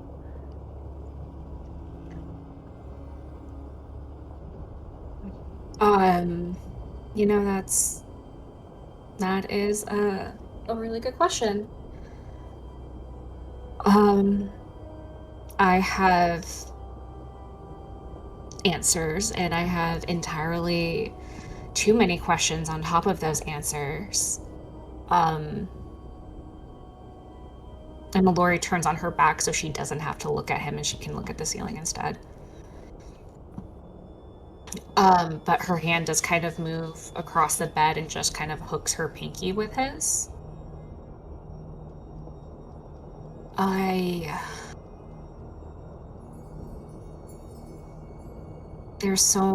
I'm trying to, there's a couple things I would like to do.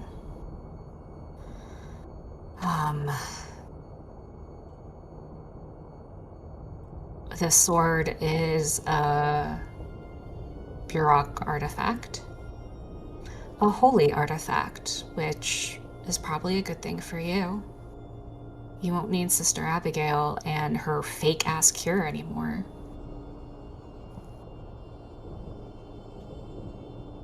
I thought she was lying too. Yeah, she's totally lying. She's going to kill you. She didn't seem very convinced. She didn't say no, she didn't. I didn't like it, that, but that's not what we're talking about. Yeah. I'm usually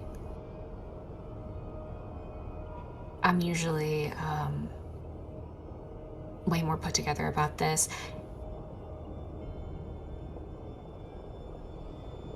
If, fuck. It told me that I'm god-blooded.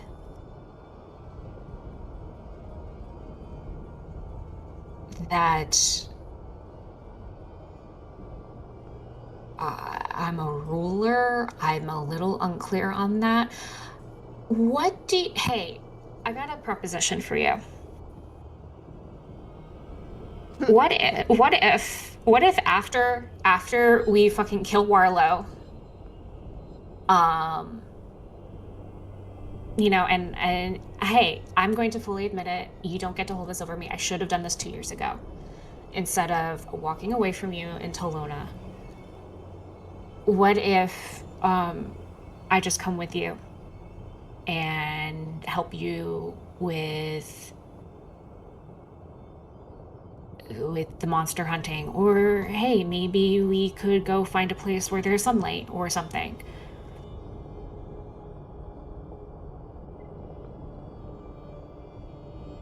Boone will sit up at the question. Well,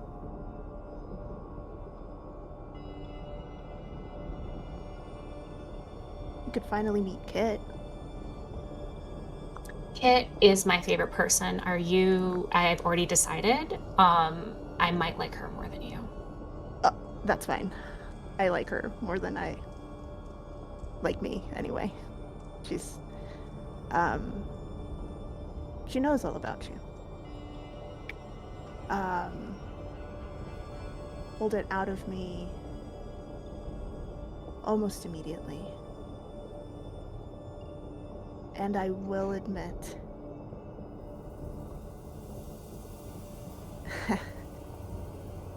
I shouldn't have let you walk away.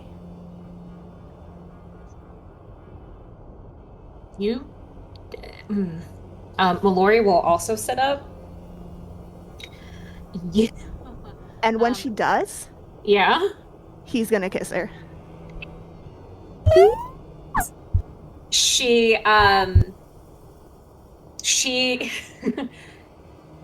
she pauses for just a moment and then pushes him back down on the and keeps kissing him. Hello. And that's how the morning starts. I don't ever want to hear about a word about affairs from you again. Hey, you don't know this. What's going on in that room? The door was closed. I'm sure. We have Couch ears. on the What? couch. Please tell me he doesn't overhear any. You have to roll for something. You know what? Please, Mickey. Sure. You know what? Roll Yes! for perception. But I'm sure this is gonna be hard. So I'm gonna make a DC 20. Fair. Unless Boone, you and you're already telling me you're making noises, then all bets are off. 30-20. On the dot. Yeah. After you hear some noises. Some like No. shuffling in the room. Shuffling and some Probably a banging sound as something falls over. Yeah. Yeah. Some heavy breathing suddenly. Back away from the last night.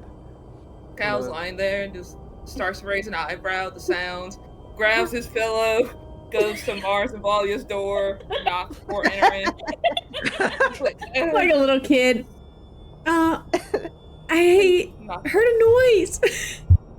Yeah. I threw up. I threw. All of the above. Other mom, I flew up.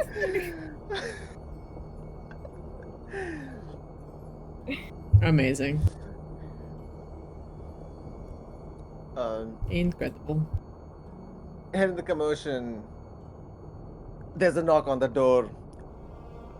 And just a voice goes like, is everything, I can, may I be of some help? It's your own personal concierge. Oh, this fricker. I need some clean sheets in the other room.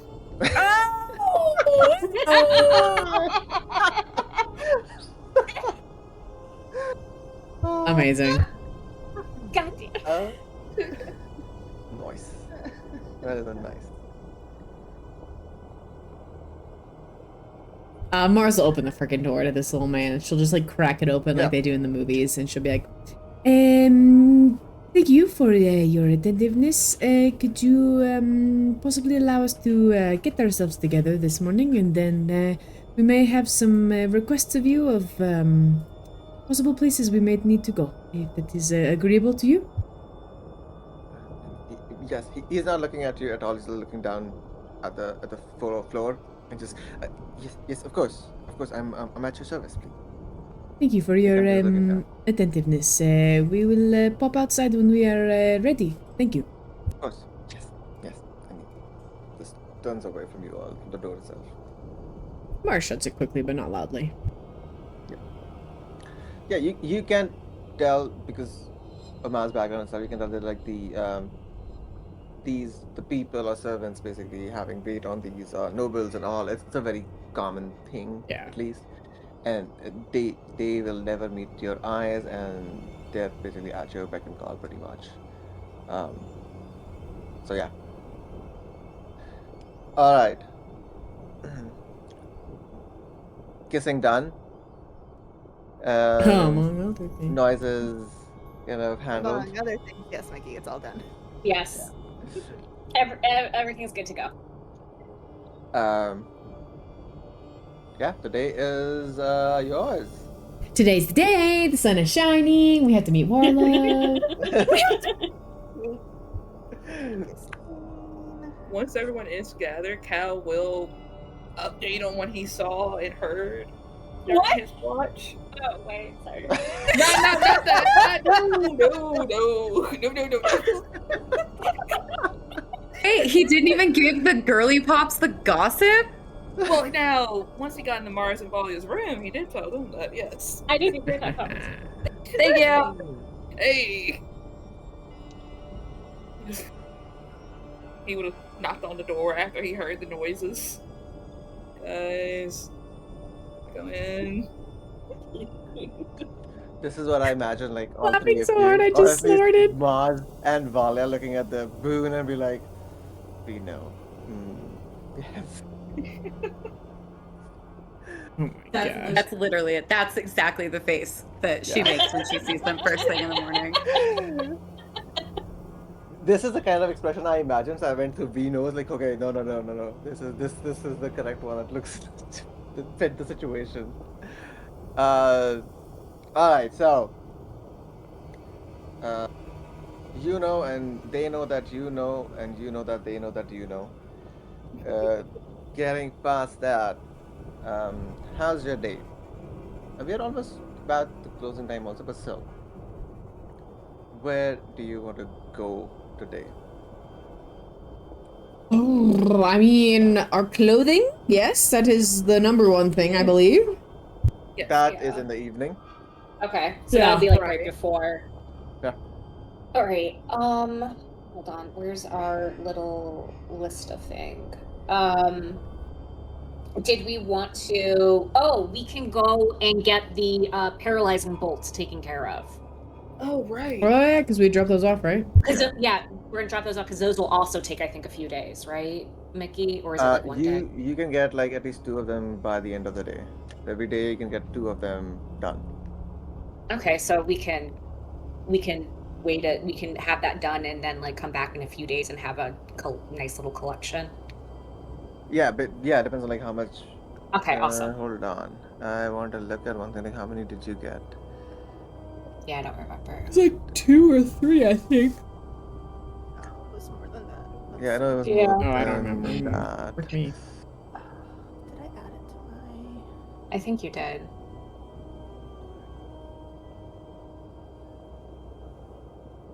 I feel like you would have. I thought I did, but I guess I didn't. Maybe it's in I the put section. them. The story so far. No, That's sort of lies.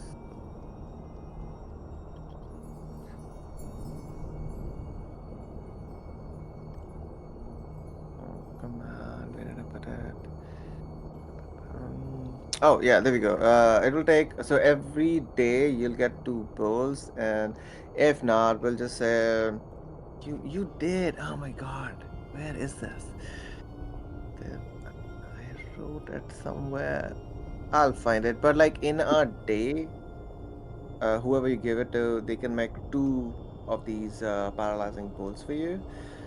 Um, for a good enough cost of 100, was it?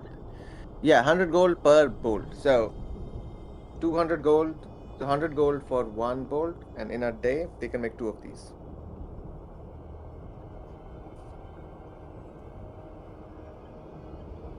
I will leave Okay, that up so to those who have bolt throwing abilities. Yeah. So this will be like a crossbow bolt. So yeah, anyone who I has a crossbow can should be able to use them. hold on, let me double check. I'm pretty sure I can pick up I'm pretty sure I can do a crossbow. With mastery. Hold on a second, let me take a look. Oh, where's my weapon mastery? There's my weapon mastery. Crossbow, hand crossbow. Okay, I don't have a weapon mastery in a regular crossbow, but I can do a hand crossbow. Does that work? Yeah, I'm gonna say Okay, that. cool. Yeah, there is something called like paralyzing bolt in As the long Grim as Hollow it's campaign guide. That's great. I think bolts are any crossbow, heavy, normal, and hand. Yeah, exactly. Like any crossbow should be able to use them. awesome. So to start off, we'll just say that you found a place to asking about, and whoever wants to. So at least for now, we can be like you have commissioned at least 2. You can go up to 6 bolts. And how much is that going to be? 600. That's gonna be 600 gold, but you get it 2 every day. So if you today, Right. by the end of the day, you can get 2, and then So in tomorrow 3 you get. days, okay. Yeah. So in 3 days we get that. Yeah, but you can get 2, like at the end of the day. That's like you go back to the shop and like, hey, here's the 2 of you. Here's the 2 bolts, and then next day again 2 more. Third day 2 more. Unless you want to wait for 3 days and get all the 6. I mean, might as well wait all the whole 3 days. Yeah. Or Or we wait until the end of the dinner, because who knows how that's gonna go, and then go the next Right. morning. ooh, that's a good idea. Oh. Just because, I don't know, we could all die tomorrow. Yeah. I'm down with whatever you guys want. So I'm good with it. Sounds good. Alright, so we'll go the morning after the dinner with Warlow. Okay, Okay. cool. Is that the day of the full moon? No, that's the day after. That's the day after. That's the day okay. after. Yeah. All right, cool. Mickey, then unless I can get at the same place, but while we're out, I'm going to spend 25 gold pieces to get a light crossbow. Yep, you get it very easily. Awesome. Thank you.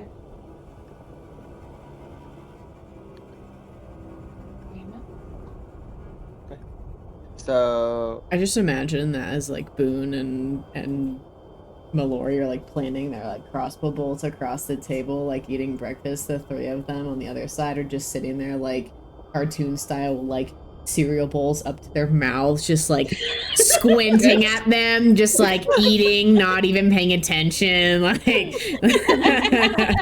Absolutely. Yep. Yeah.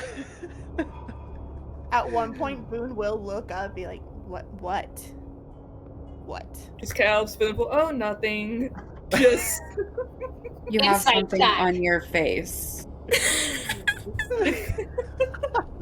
Yes, I hope everyone had a pleasant night and morning. Nice and restful, one would hope. Mellori lifts her drink up and says, "Well, I did get that stick out of my ass, so that works." And just takes a drink. okay, that's a bagger. Yep. Couch. Absolutely not. Awesome. And that's what is still with Baleo. That's great. All right. I feel like this is a good place to stop, and then Yeah. next week we can just, unless you want to do something else, which is awesome, totally, completely doable. But then if not, then we can just dive into the evening affairs of the dinner. I agree. I think that'll be great. Yeah. Yeah. Sounds like a plan. We can kind of, if we want to RP picking our clothes up, we can. Or I don't think we need to. yeah, if we think of anything Yeah. interesting, but that way we can speed up and get to the good stuff. Oh yeah, 100%. Yeah. All right. I think for our streaming purposes, I think we can end our session tonight on a kissing note. Kissing. It was great. It was great. All right, 1 second.